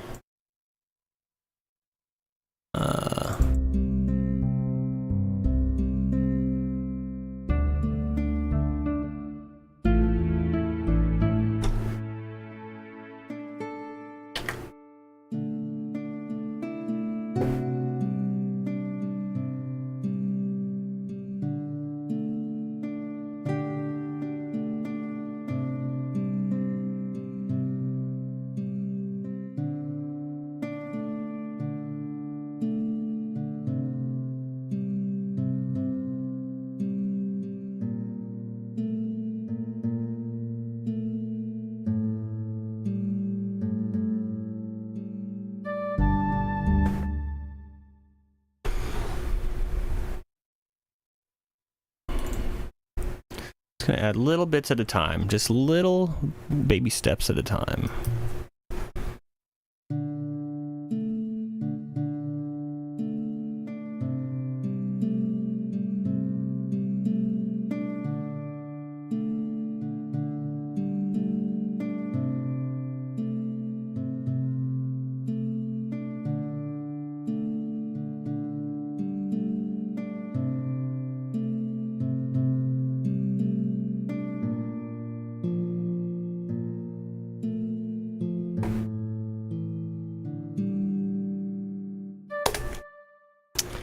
As per usual, gotta fix the end.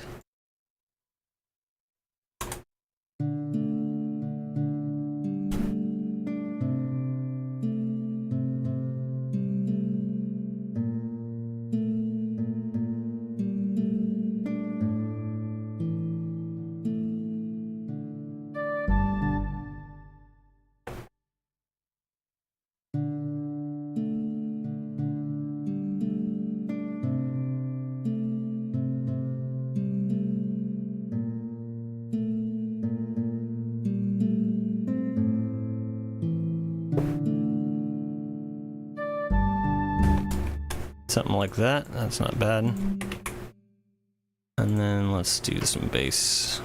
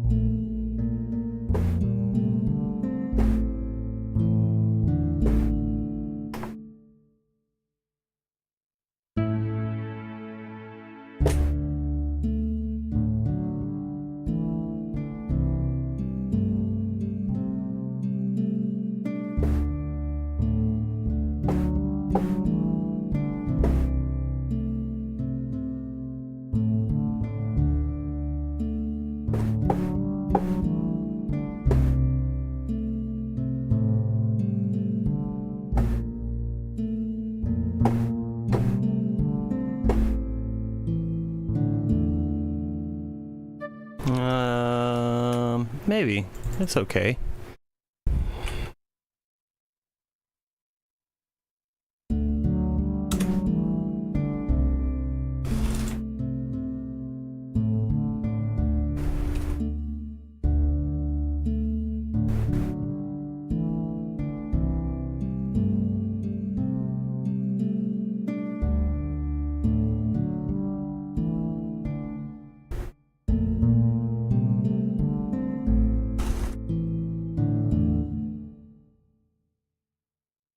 One, two, three, four, three.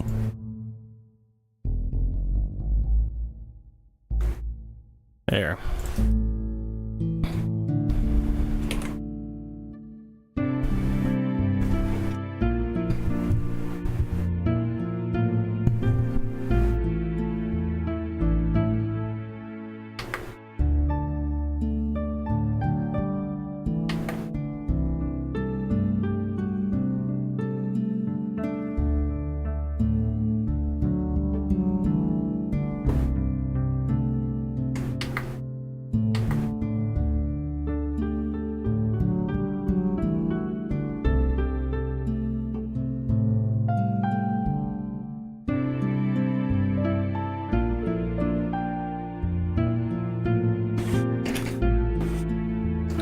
All right, let's just do this.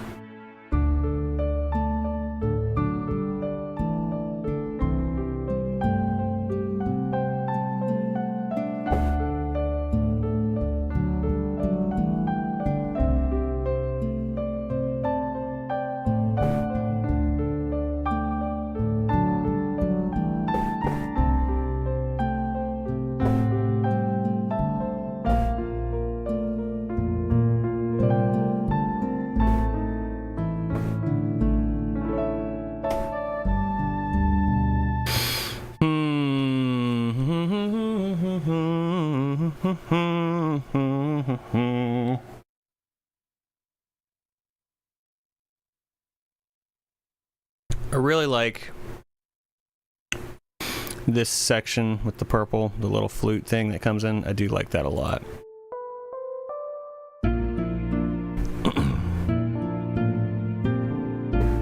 The other stuff needs a little bit more filling out, but it's getting there.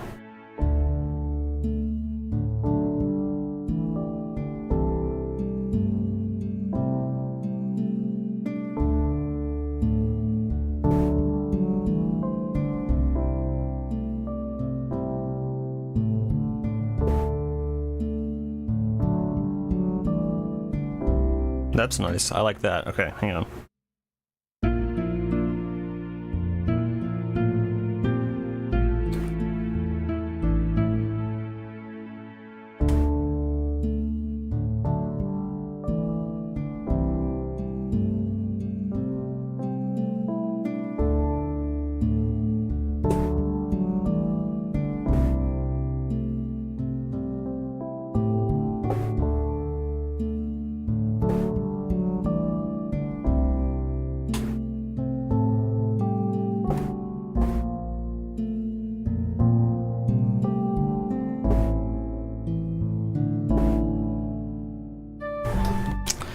The opening section for that was good.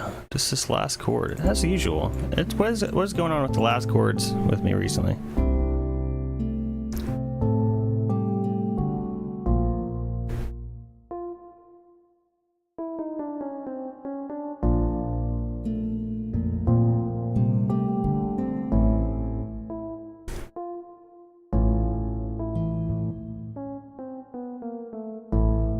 It's like, theoretically it is correct because I'm just playing an A, but it's just feels a little off.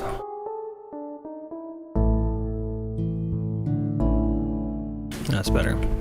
I like that.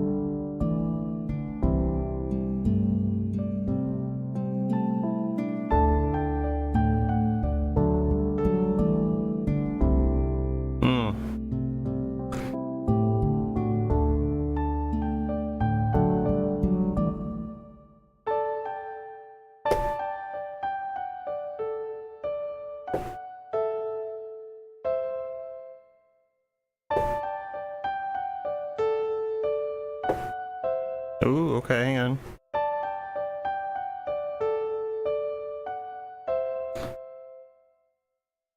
That feels nice.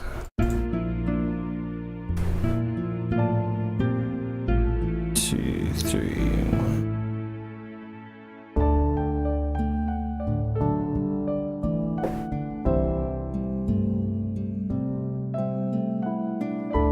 Oh, crap. Yeah, I missed it.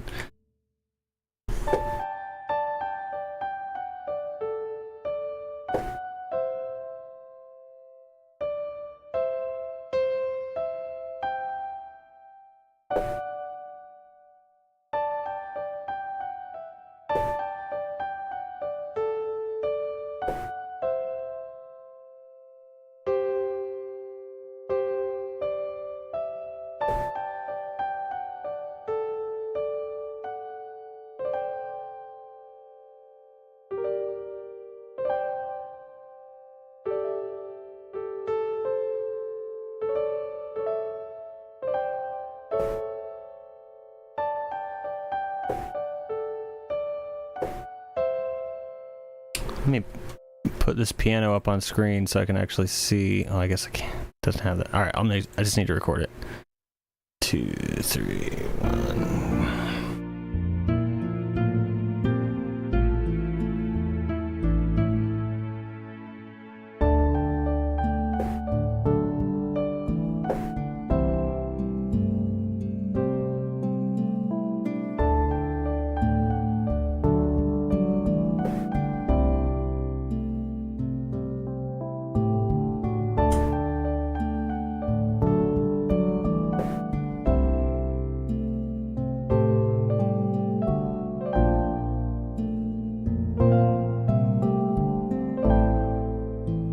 Just need to get that.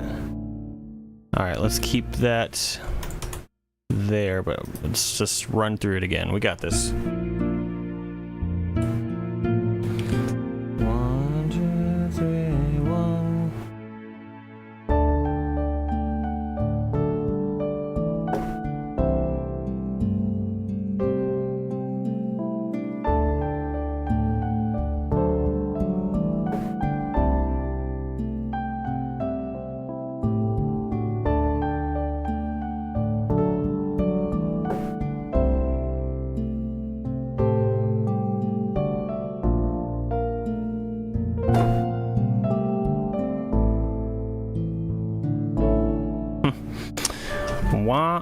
Overall, that was better, but there was a very obvious part that was not.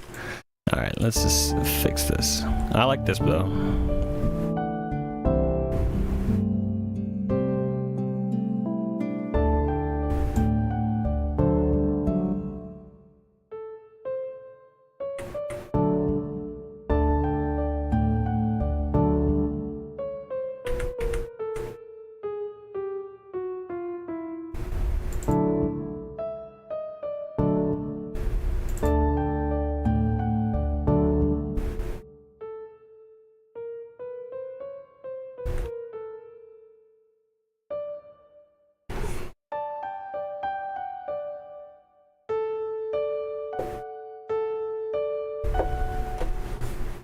So just get rid of that.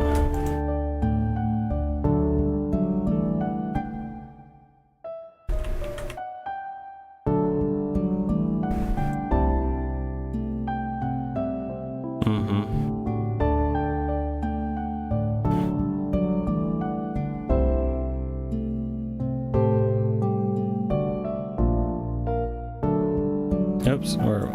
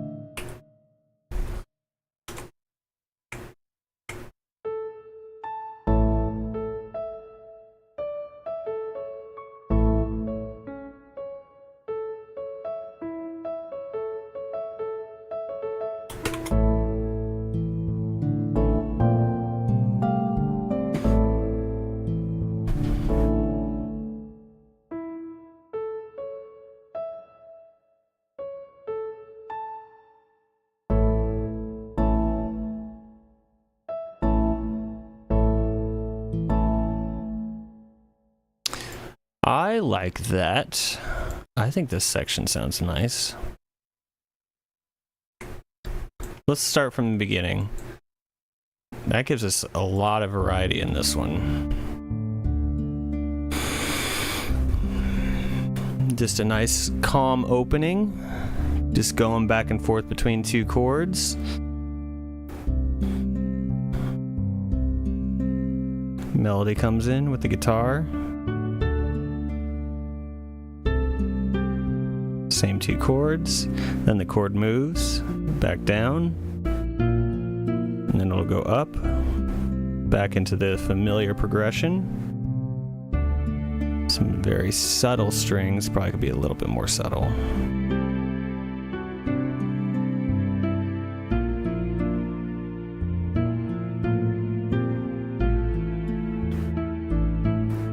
Then back to our initial two chords.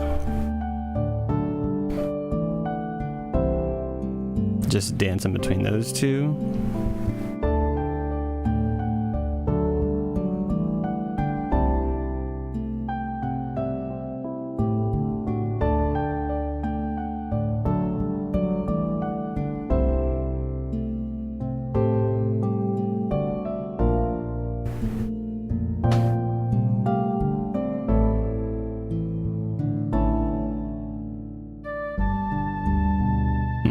And now we are in a fully different progression.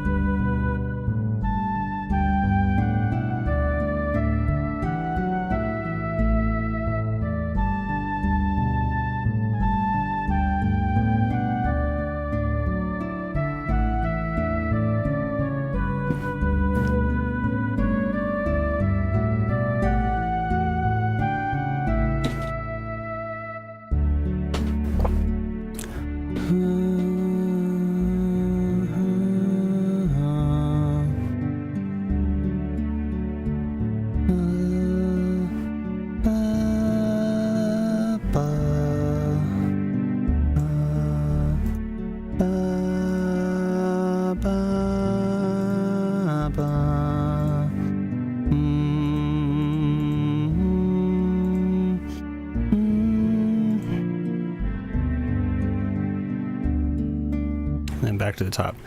I need to fix this last chord.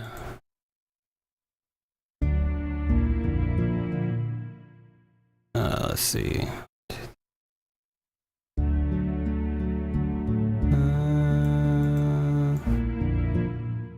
Da-da.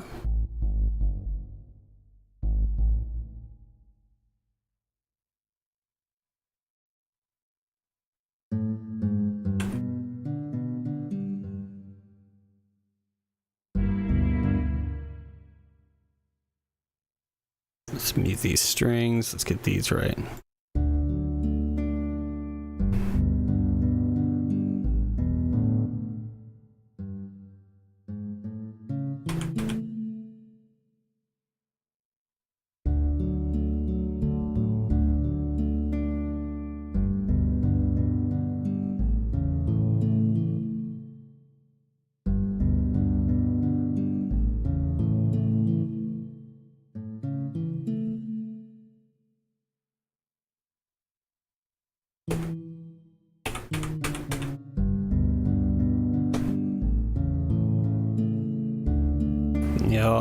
Yep. Okay. Let's get those strings. Sorry, I've gone kind of quiet on this one because it's like I am hearing stuff on this one for sure. Sometimes I'm not. Oh, that's good. Stop lying. We're good on YouTube. But yeah.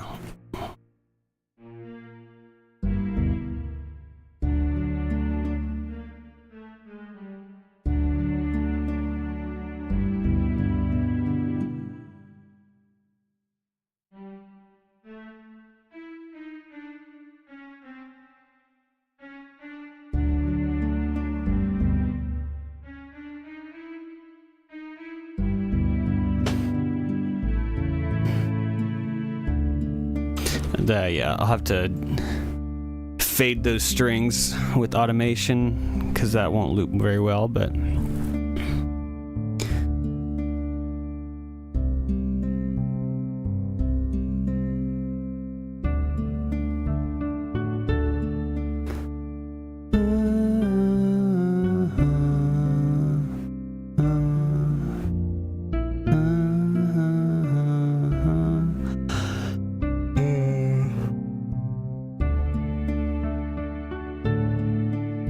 I almost want to change this patch again.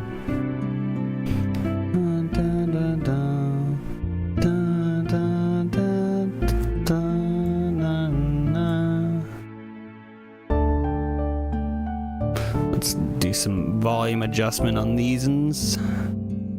These are a little loud. It is, yeah, piano reaves.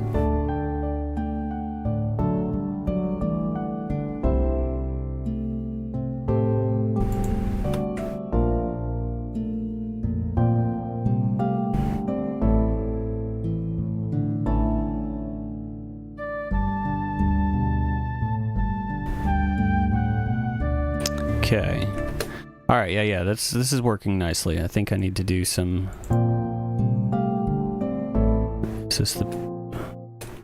Let's do some humanize that track a little bit.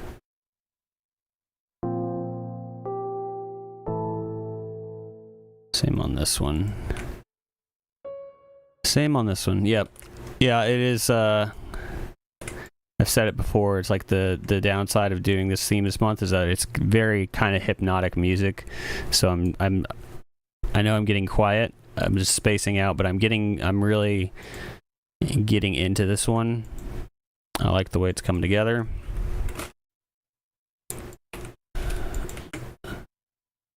Let's see. Let me leave another note here. Let me drag this over. Swap melody part. I'll do swap / redo. I think that could be a little bit stronger at the beginning. I think at the top guitar. So let's actually just see. Well, no, before I do that, I need to do something with this end.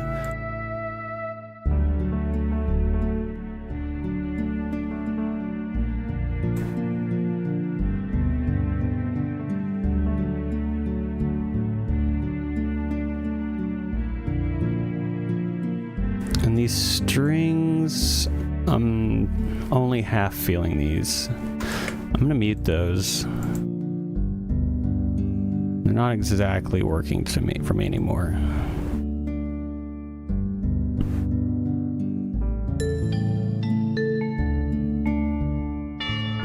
There we go, perfect. No, let's loop this end section.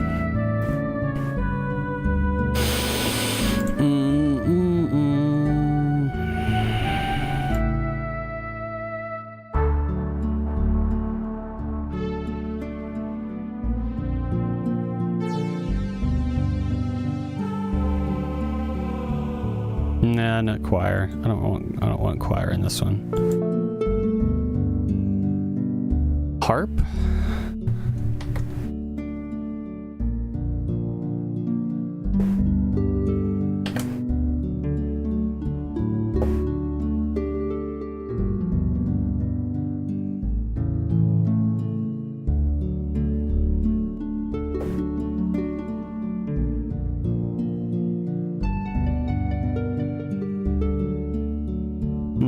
No, that's gonna kind of give it a...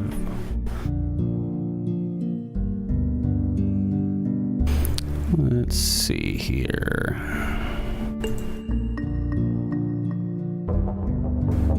Didgeridoo. No. There we go.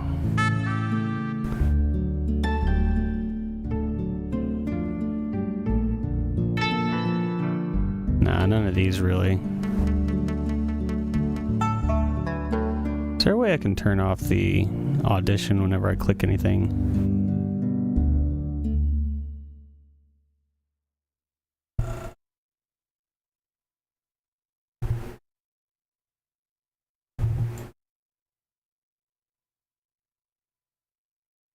Nope. Typical Roland. Okay, I guess not.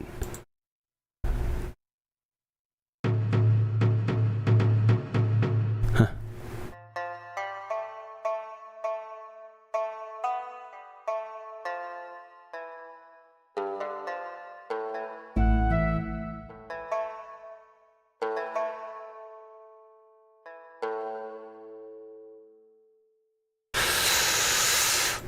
Let's maybe different pipe.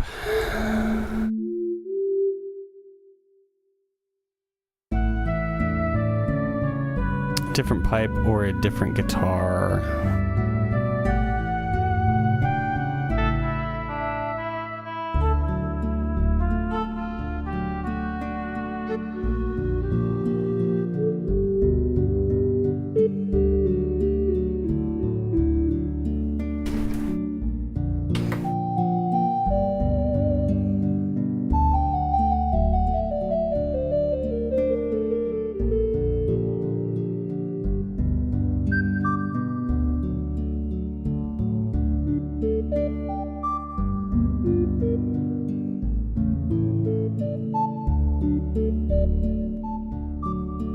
Nah.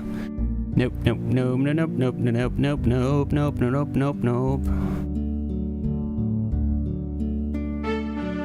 I think it's gonna have to be like a string thing. Or a different...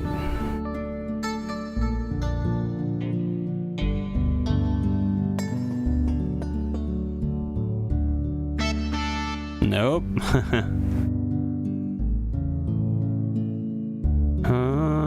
SC55 Hawaiian guitar. Hawaiiana.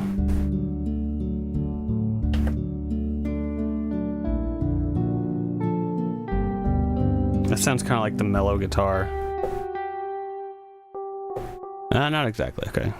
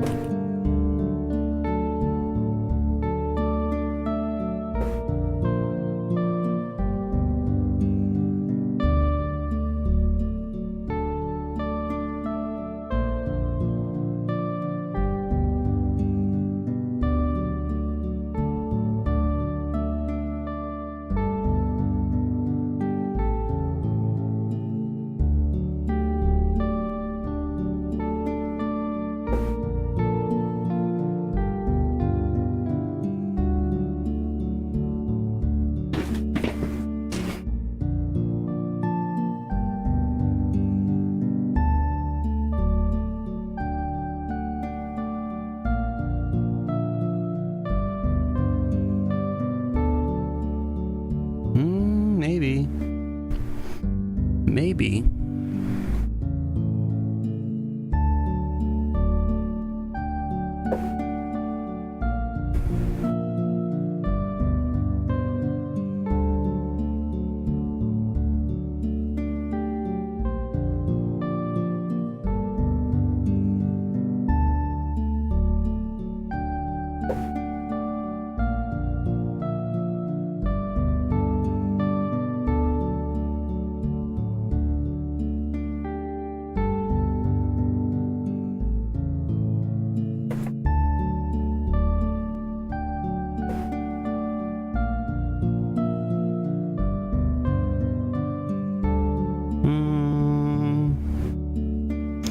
A little bit, something like that, maybe not quite.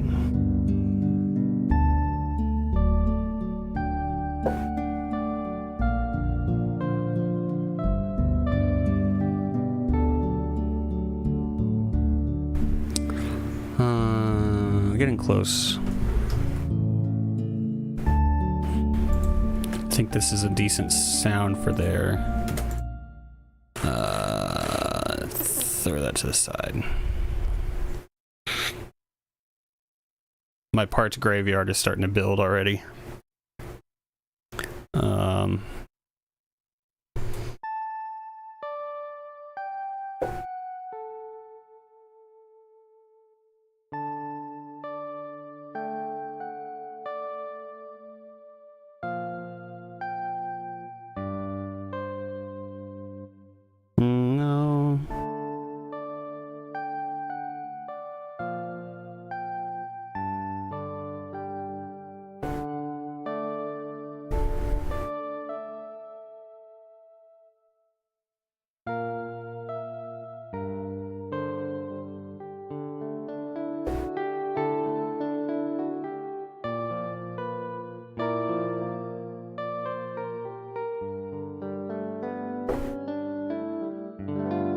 Wait, how are we already almost to the end of this block? That's crazy. Okay, 8 minutes.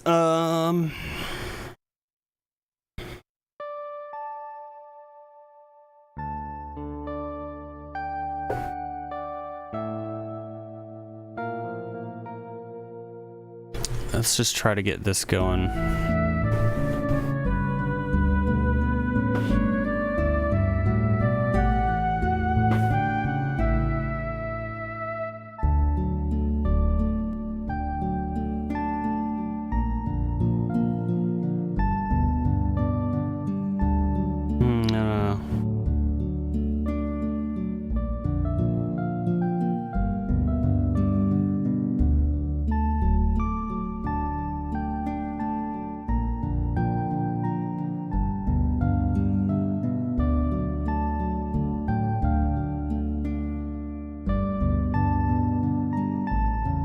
Let's just try to...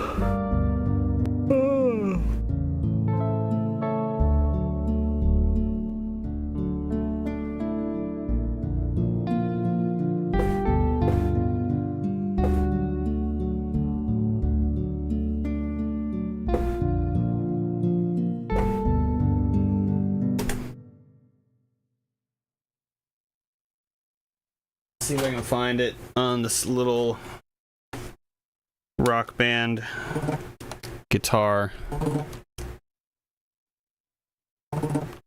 It's not reading. Oh, it's not reading. Oh, it's just set to key station.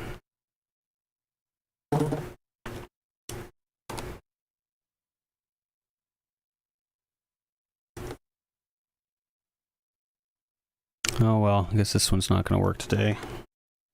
It has its days.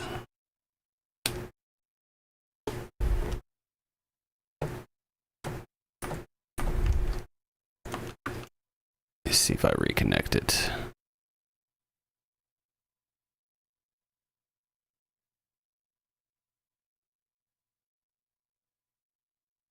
Maybe I don't have it linked up on this one, that's why.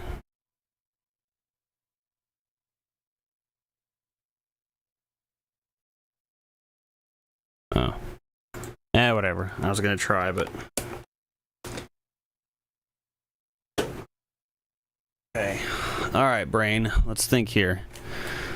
We've done good so far. We've got 5 minutes left. I think this is not a bad start for the song overall. I just need to find what I want to do here.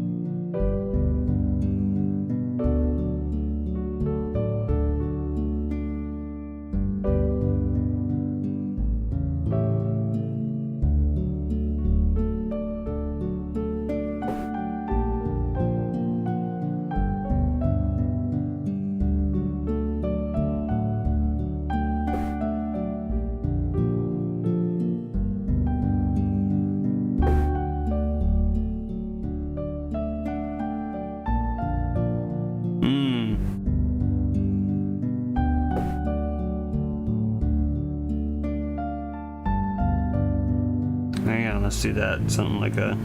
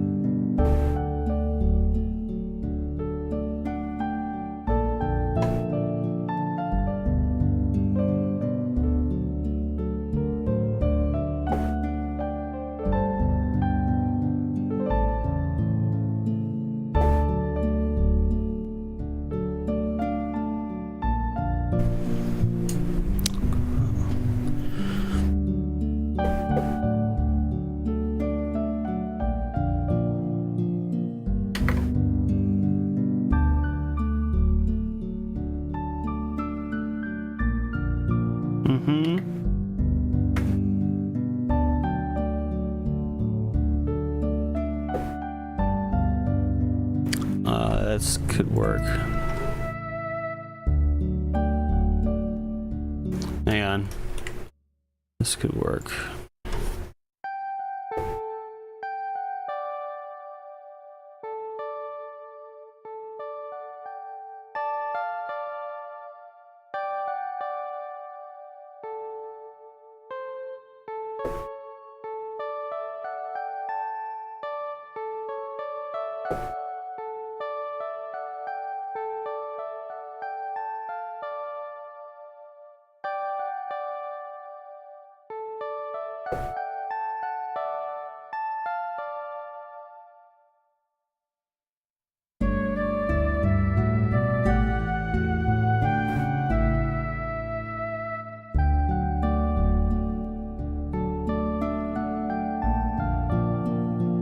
There we go.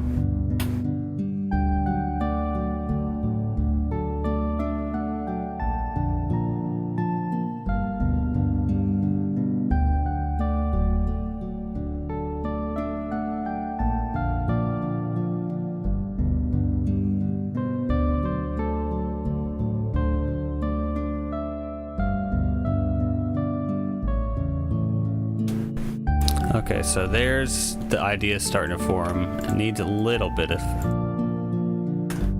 something still.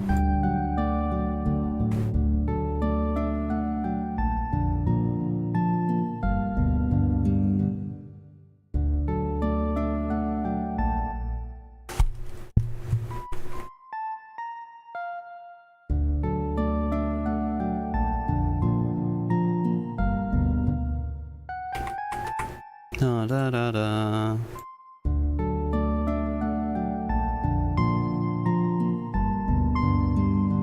Ba-da-da.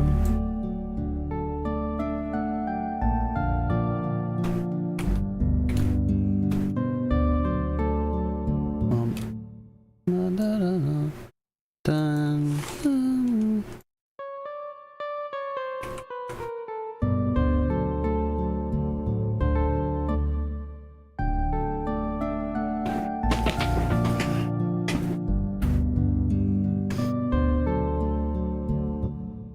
Da, da, da, da, da, da.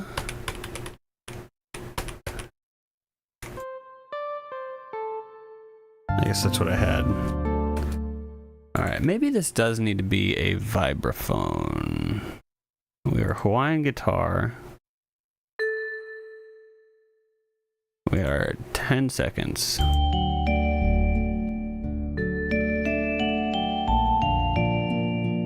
It might work better, honestly.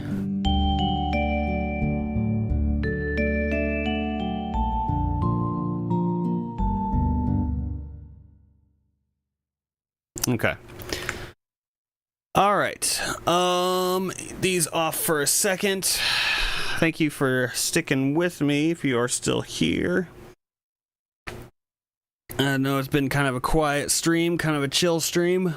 Oh, I should set my timer. 7.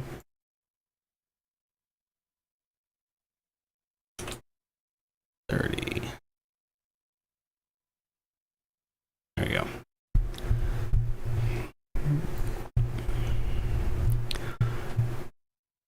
Yeah. All right. Well, we got a song definitely underway. You know, we've got really 3 more tropical theme things to go. We still need to add some little light percussions in this one. We might be at a point now to where we can do it safely because we got enough of the structure down to where it won't sway me in a ton of different directions. But yeah, this one's nice. I like this. This is coming together very nicely. I really like this second section here, what that ended up becoming. I like this one. I think the melody on this needs to be a little stronger, and this is finally starting to come to be. So doing good. Doing well even. Let me get this off screen.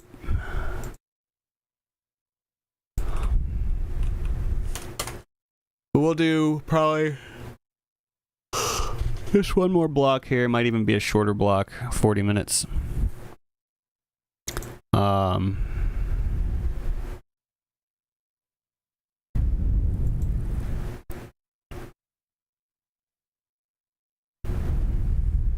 Yeah, anyway, sorry. Spacing out. I pinched my finger doing that. Ow. I pinched it in here.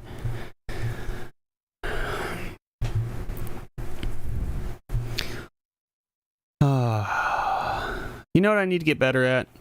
It's consoling people. I've had a couple of times this week of people needing consoling, and it's not that I don't want to do it, I'm just not very good at it. And you walk away and you're thinking, man, why didn't I say this? Why didn't I reassure him this way?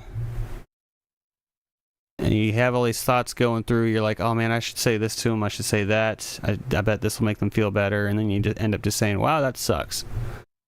They're telling you something that they're struggling with, and then you're just like, dang, that sucks.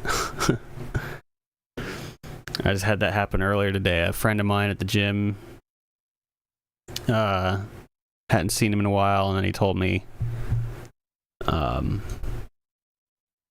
he was going through something. I don't have to put that on blast, nothing. But I wanted to say some nicer things, just to kind of, try to cheer him up. And I feel like you ever do that? You feel like you make the situation worse. Like you're trying to say something nice to cheer somebody up. And then you're like, I totally made them feel worse. I'm really bad at that. I would like to be better at consoling people.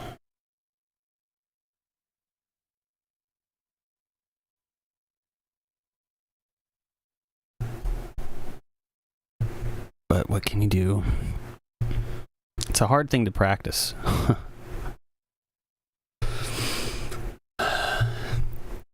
I can root people on all day for their creative endeavors and encourage them to, create or do art or any stuff like that. I've got that covered. I can do that for days, but yeah. Anyway. Question is, do I want to keep working on this one for this last hour? I mean, kinda. I feel like I don't really want to jump to something different right now, to be honest with you. It's not even going to be an hour. It's going to be closer to 30 minutes, and then I'll have to cut it.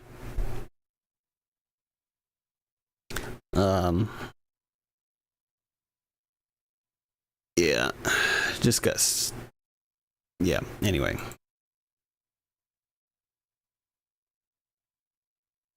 Oh, but hopefully you've been enjoying this endeavor, this tune.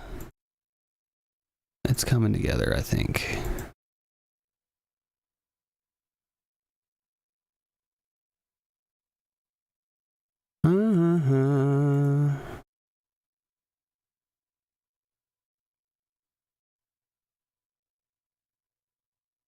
Check and see if we got I make a game that's first person under. Oh yeah.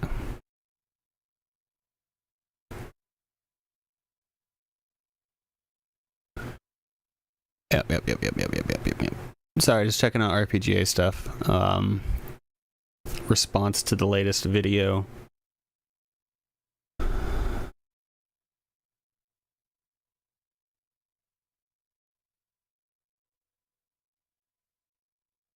Kick has been awfully quiet today. I wonder if Scrap... Oh, it should be working over here.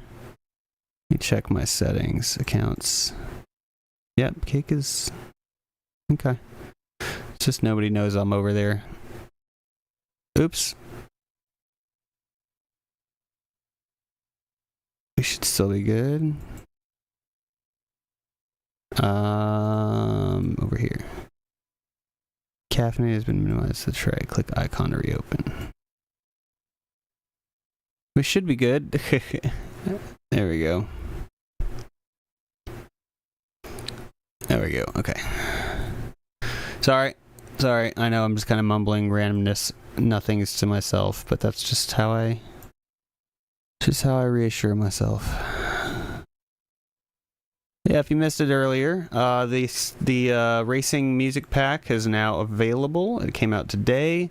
We worked on these tunes last month. It is available on itch.io or bitbybitsound.itch.io. Bitbybitsound.itch.io, right up here at the top. It'll take you to my main page. I got this little new this month banner.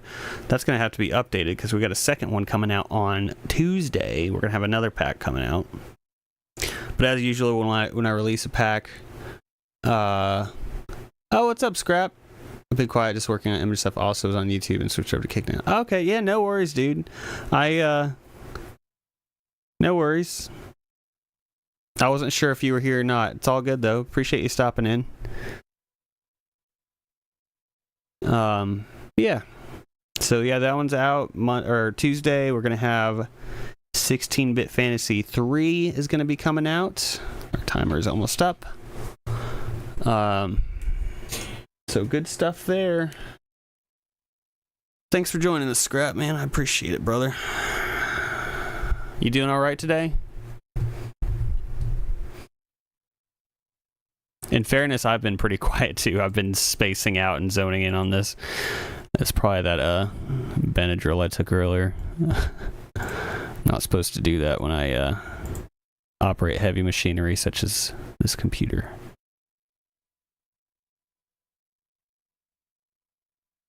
Yeah, good stuff indeed. Alright, what was I doing? Clock widget, properties. Cool, man.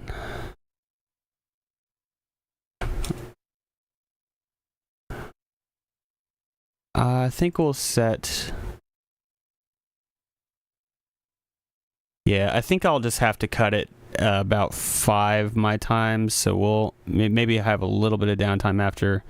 So we're going to do a 30-minute run here, work on this song for just a little bit longer, and then I'll probably have to end a bit early, which might be a normal thing on Friday, just moving forward, to be honest with you. Might just be slightly shorter sessions. But anyway, sorry. Let's just go for it. So, I can start in on some percussion stuff. I think I want to see if I can clean up this guitar line a little bit. Like this opening melody one.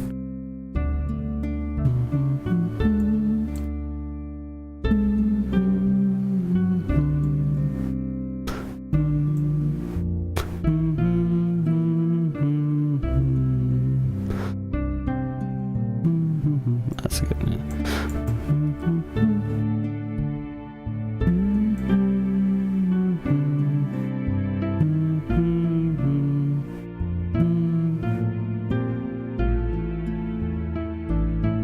Yeah, it's this ending part here.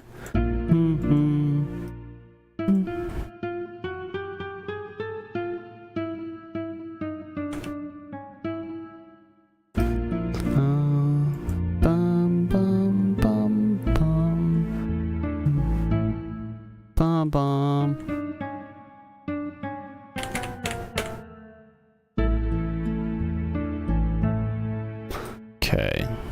So because I go down there... Nope.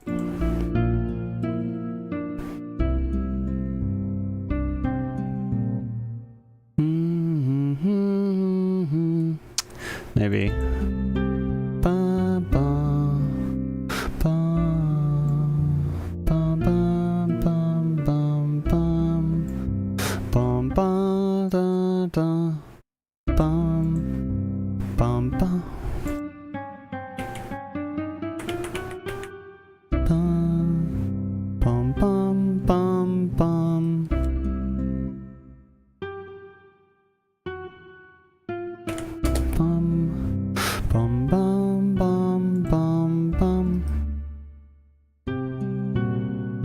There's a sour bass there.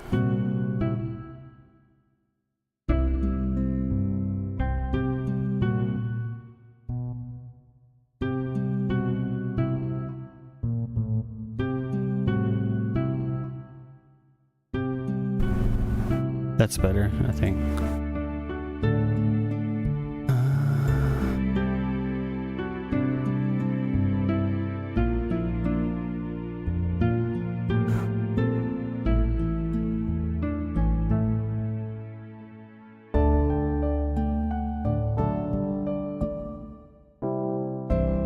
Let's turn this guy down, maybe just the velocity of these hits.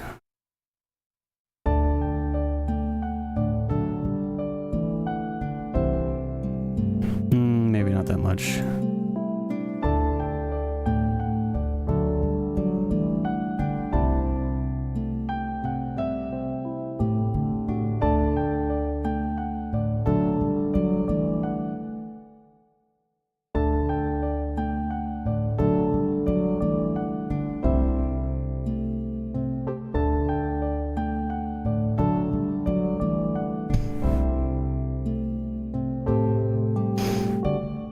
And the piano, definitely take the velocity down. It needs to be a little softer with its playing.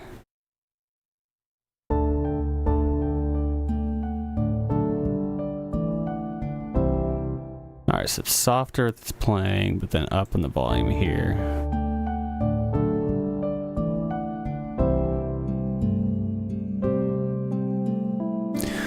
Or is there a better piano to use? No, not that.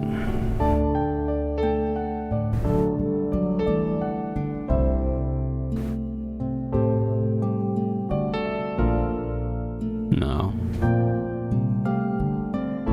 Well. Wait.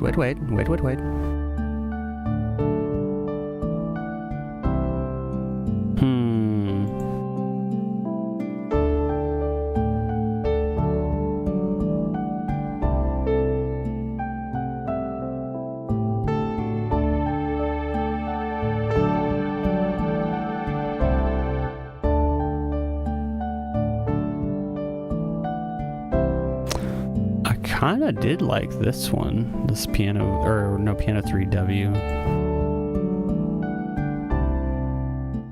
Let's see how it sounds if it with coming from the previous section.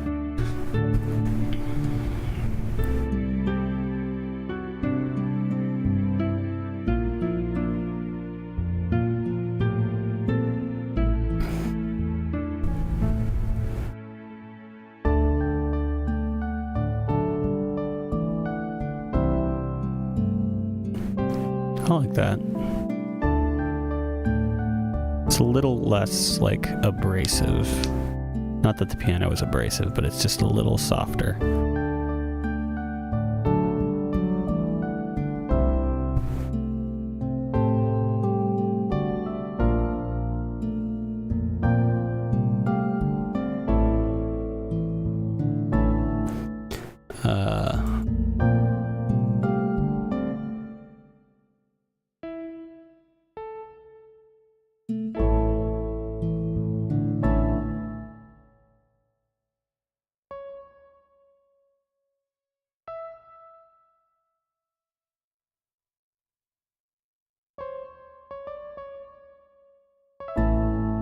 Yep, let's do that. Let's make these a little bit more of a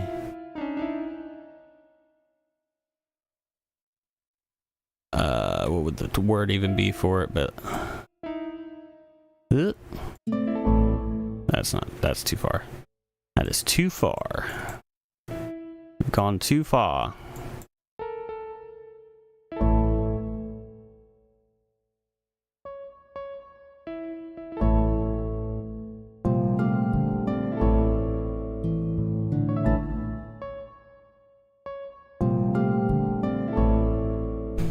Lord Vader, you've gone too far this time. Did you see the Spaceballs 2 announcement? A search for more money.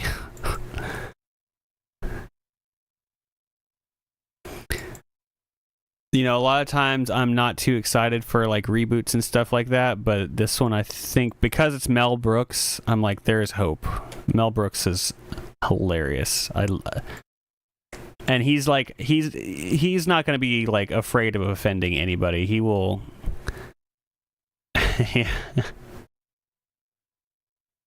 Who made that man a gunner? No.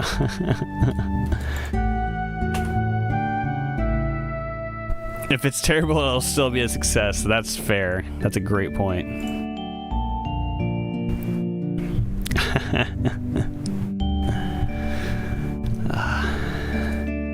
Yeah, no, I love that movie, man. I haven't seen it in a long time, but it was really funny. But yeah, apparently Rick Moranis and Bill Pullman are back on. They're on board for it. Obviously, they're not going to have John Candy, unfortunately. So I wonder what they're going to do with Barf. And it just occurred to me, yeah, Joan Rivers, she's gone too. So, oh, is he? Oh, okay. Yeah, Joan Rivers is gone, so they're gonna have to do something different for Dottie. Is that what her character's name was? Dottie? I forget. I haven't seen it in so long.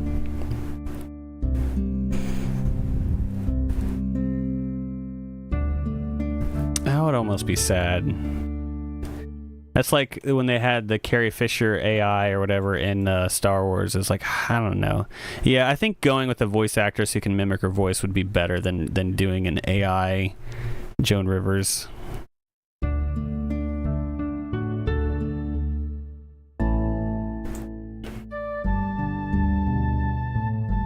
I would be kind of sad if they did that. Like there was that scene in whichever Star Wars, the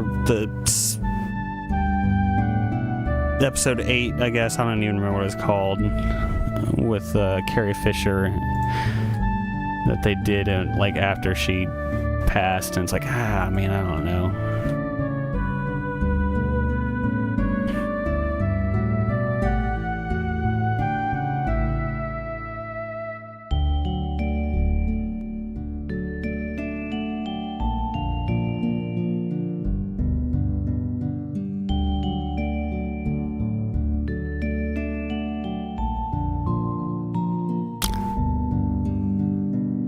That's a great point, Mondoon. If they went with that like joke, I mean, I think that would work. What do I want to do with this end bit here?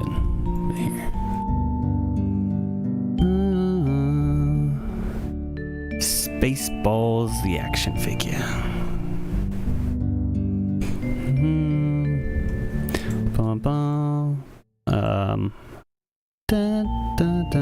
What is this? What is this?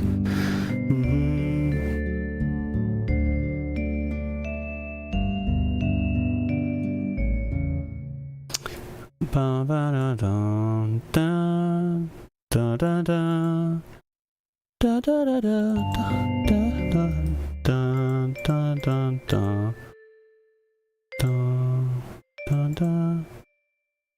Bomb.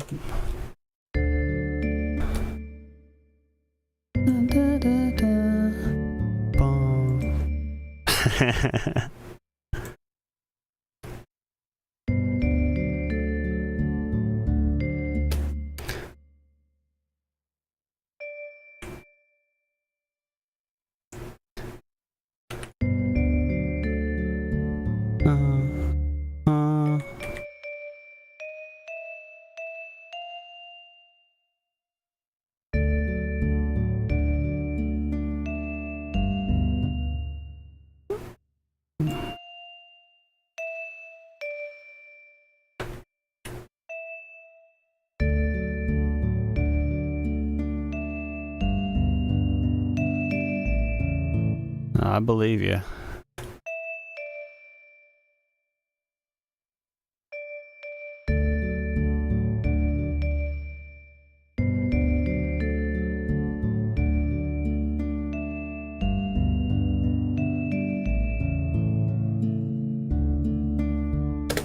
It's funny, she doesn't look Druish. A Druish princess.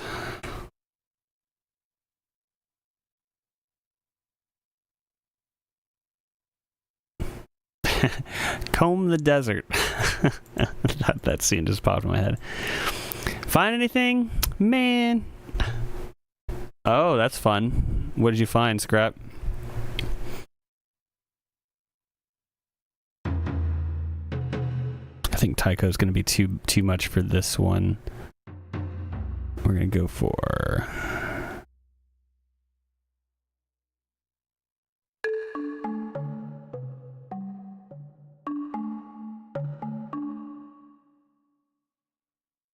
Where did I see...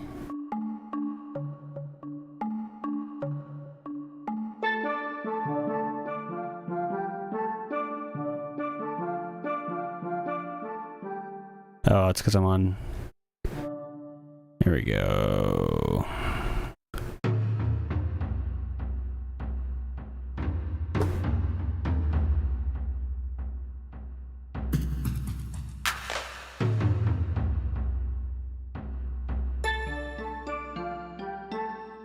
Picture layering issue. Higher ID should be above lower ID, but I wasn't getting that 100%. Yeah, I haven't messed with the pictures a ton because I honestly I've never gotten them to work, and I know it's user error. It's just me. So I haven't encountered that yet, but I believe you. That's a cool sound. Not for this song, but it's a cool sound. Something to do with one of them being so big an image it's partly off screen. Yeah, that could be it. Where did the bongos and stuff go? I swear I just saw them a second ago. By a second ago, I mean like an hour ago.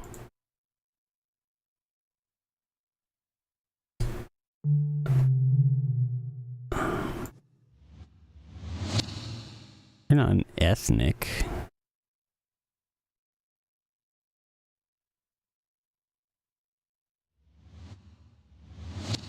Oh, there's a Bodrin.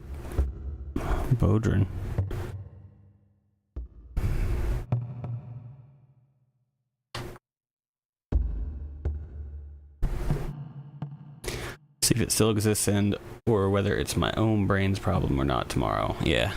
Sometimes that's best to just like step away from it for a second. And then come back and see, am I really going crazy, or did I do something wrong, or is it really broken, or you know what I mean? But it very much could be.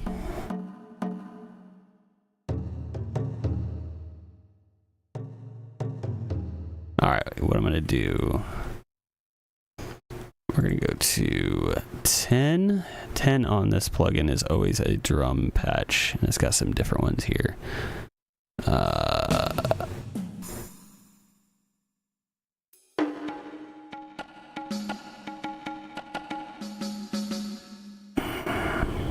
thought there was one just called Hands.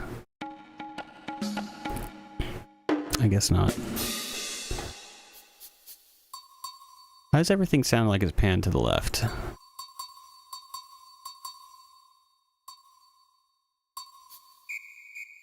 That's to the right.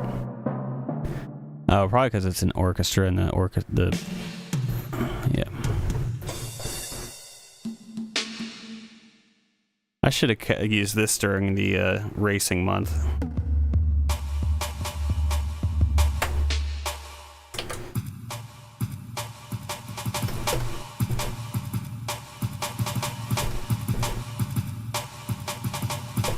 Yeah. Oh well. Oh well. Can't be helped now.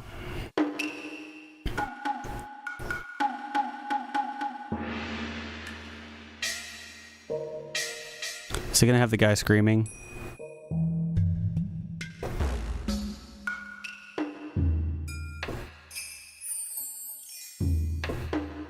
Here, Captain. Let me let Captain in. She's only got a couple minutes here. But she can come in. Come on, Captain. Come on. Come on. Come on. Come on. You want it in? You're in now. Come on. Come on. I swear I got one of those samples of like the guy screaming. El Capitan.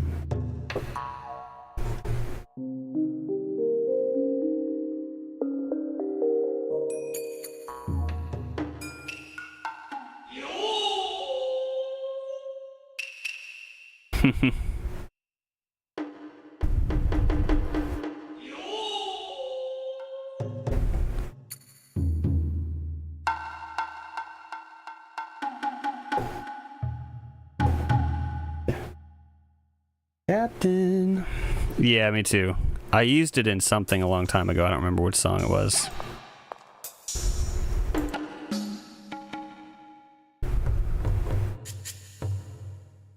Anyway, I should probably...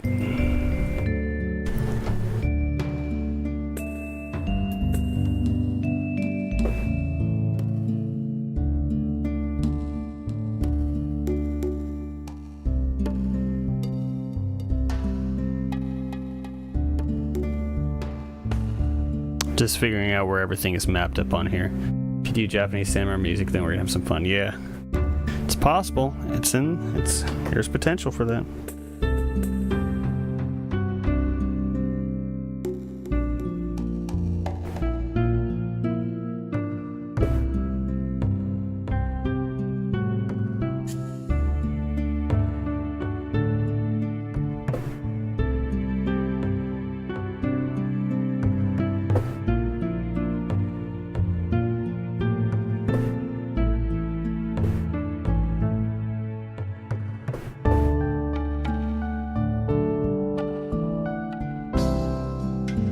None of those.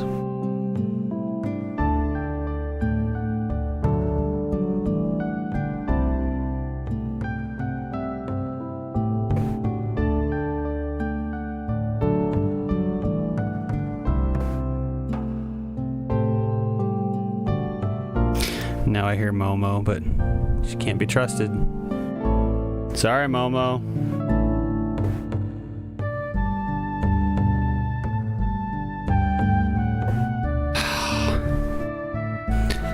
I think I'm gonna hold off on the percussion maybe till next week, till I come back to this one. I don't wanna force it in there.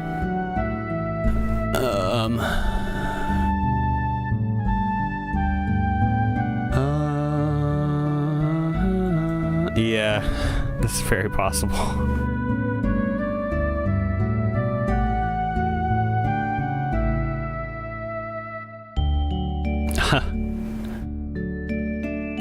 Honestly, if we were doing a samurai music pack, I would probably very much model it after Mystical Ninja starring Goemon. I know ninjas are different than samurai, but it's very much a Japanese game. So that's a lot of what you would probably see.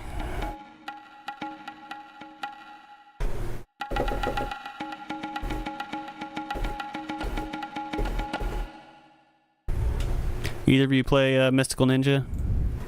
That was like one of my absolute favorites growing up. It's still one of my absolute favorites. Honestly, I know we got 8 minutes left, 9 minutes, but I think we'll just chill for the last 10. Mystical Ninja, this is a great game.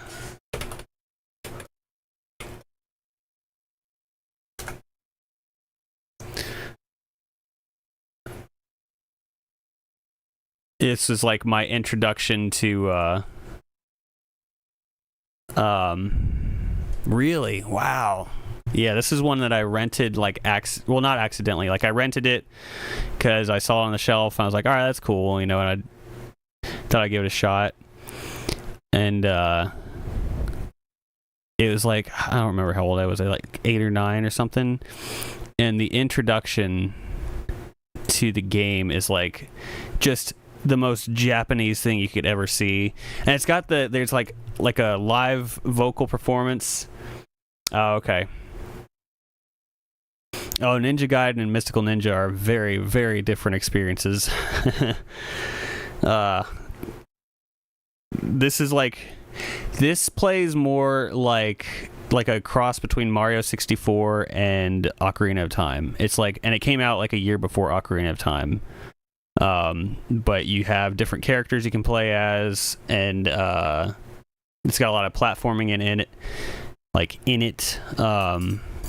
and a lot of comedy. It's like legit funny.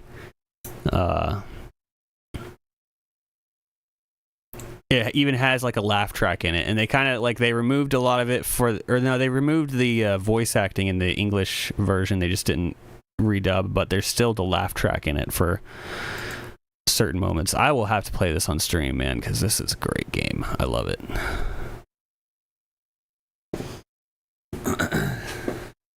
Yeah, but there's the opening has like a song. Man, I'm tempted to just play it here, but I guess I could probably do it. Let's see. Mystical Ninja. Come on, open. HD. Alright, yeah, let's just go for it. Let me make sure y'all's computer audio is on. There we go.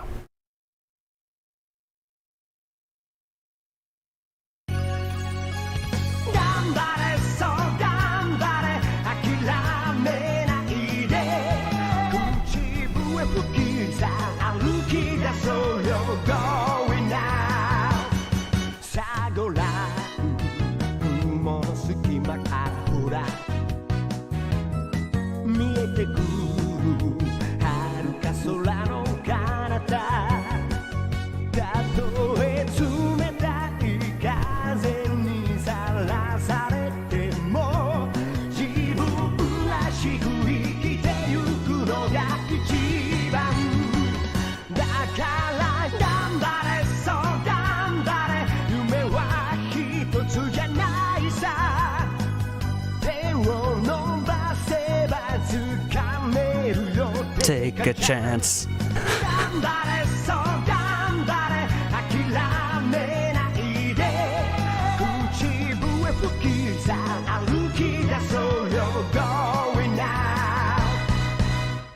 I love it, dude. It is so good.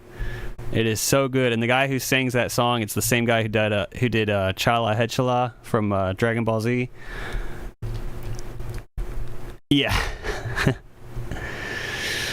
She's I guess she is like the most serious out of the crew there, like, but even she has her moments. But it's, man, it is such a fun, great game. But yeah, like seeing that opening at like 8 years old or whatever, however old I was, I guess it wasn't my very first interaction with like Japanese culture like that. I had watched like Samurai Pizza Cats, and I watched Ronin Warriors I think before that,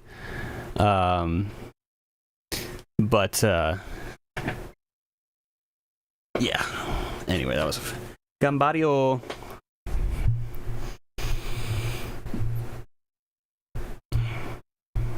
And it's been a long series. Obviously it was Konami, so like they don't make games anymore, like now they just make pachinko machines or whatever. But they had a lot of games out. They had a lot of them on NES. They had on Super NES too. Oh yeah, dude, it is. If you like just kind of goofy humor, if you like the PlayStation 1 N64 era, early 3D platforming, I think you would enjoy it very much. It is a gem, and obviously you wouldn't have the nostalgia for it as I do, since like you didn't play it then. But I mean, it's still possible that you might have nostalgia for, because it's like, if you were a fan of games of that time, then you might still get nostalgia just because it just works so well. I don't know. Yeah, I think I'll have to play that at some point. And I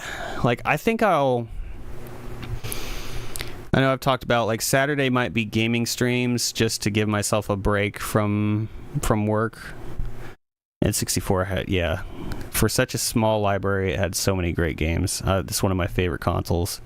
I know it's not the best console of all time necessarily, but it's just, there's something about it that I love. But yeah, for Saturday streams, I think I'll probably do some gaming stuff, so I might end up playing that one. I might end up playing some RPGs, man. Like, I need to get... I'll probably end up doing a lot of stuff on the Switch, because it'll just be easier to run the game on that rather than run a game on my computer and do the streaming. Although, I mean, it seemed to do fine with Dungeon Defenders when I did it that time. Got fond memories of Star Fox 64, yup. Goldeneye, Killer Instinct Gold, yep. The only one of those I didn't have was Killer Instinct Gold, but I did rent that one. It was good, and I did have the SNES Killer Instinct, and I loved that game, man. It was so good. Full gore. Yeah, it does. You got to have the online membership, and I haven't got that yet. I don't know. I'll wait a little while before I get that. My nephew was saying that, yeah, it's just. I know it's worth it, but it's just another expense I don't really need to take on right now, to be honest with you.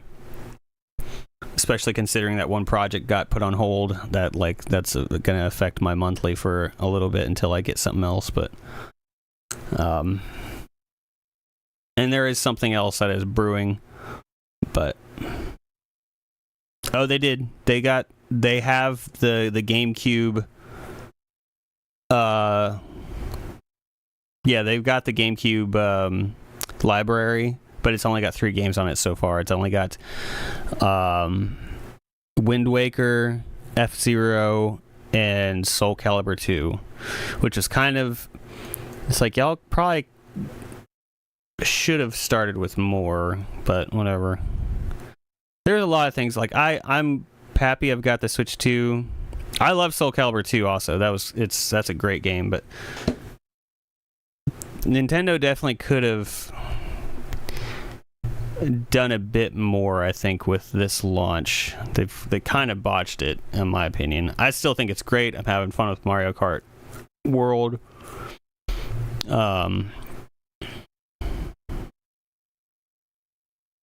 But, you know, like I said, you know, a friend of mine bought this for me as a gift. I did not ask for it. But if I would not have picked one up if he hadn't have got it. Yeah, it's time. Oh, man, Mondoon, that reminds me. Oh, I'm going to have to find something. Like, I saw there was like a parody thing of the Soul Calibur 2 intros. And it is so funny. The announcer saying just the most like outlandish stuff. I'll have to find it again because it's been a while since I saw it. But yeah. I hate to cut it short, you guys. But yeah, I gotta get ready and get rolling here. To get over there and to have some time to hang out and play games and stuff. But I appreciate y'all coming and hanging out. I hope you enjoyed the stream. I hope you enjoyed the tune that is coming together nicely. I have enjoyed it. I think it's going to be a good one to work on next week. But yeah, man, thank you. Thanks, Scrap. Appreciate it, brother. Y'all, I will see you. If not tomorrow, I'm going to stream tomorrow. I know you said you couldn't make it Monday, but if I don't see you tomorrow, I will see you guys on Monday. You're amazing. I'm Bert. I'll see you in the next one. Bye-bye.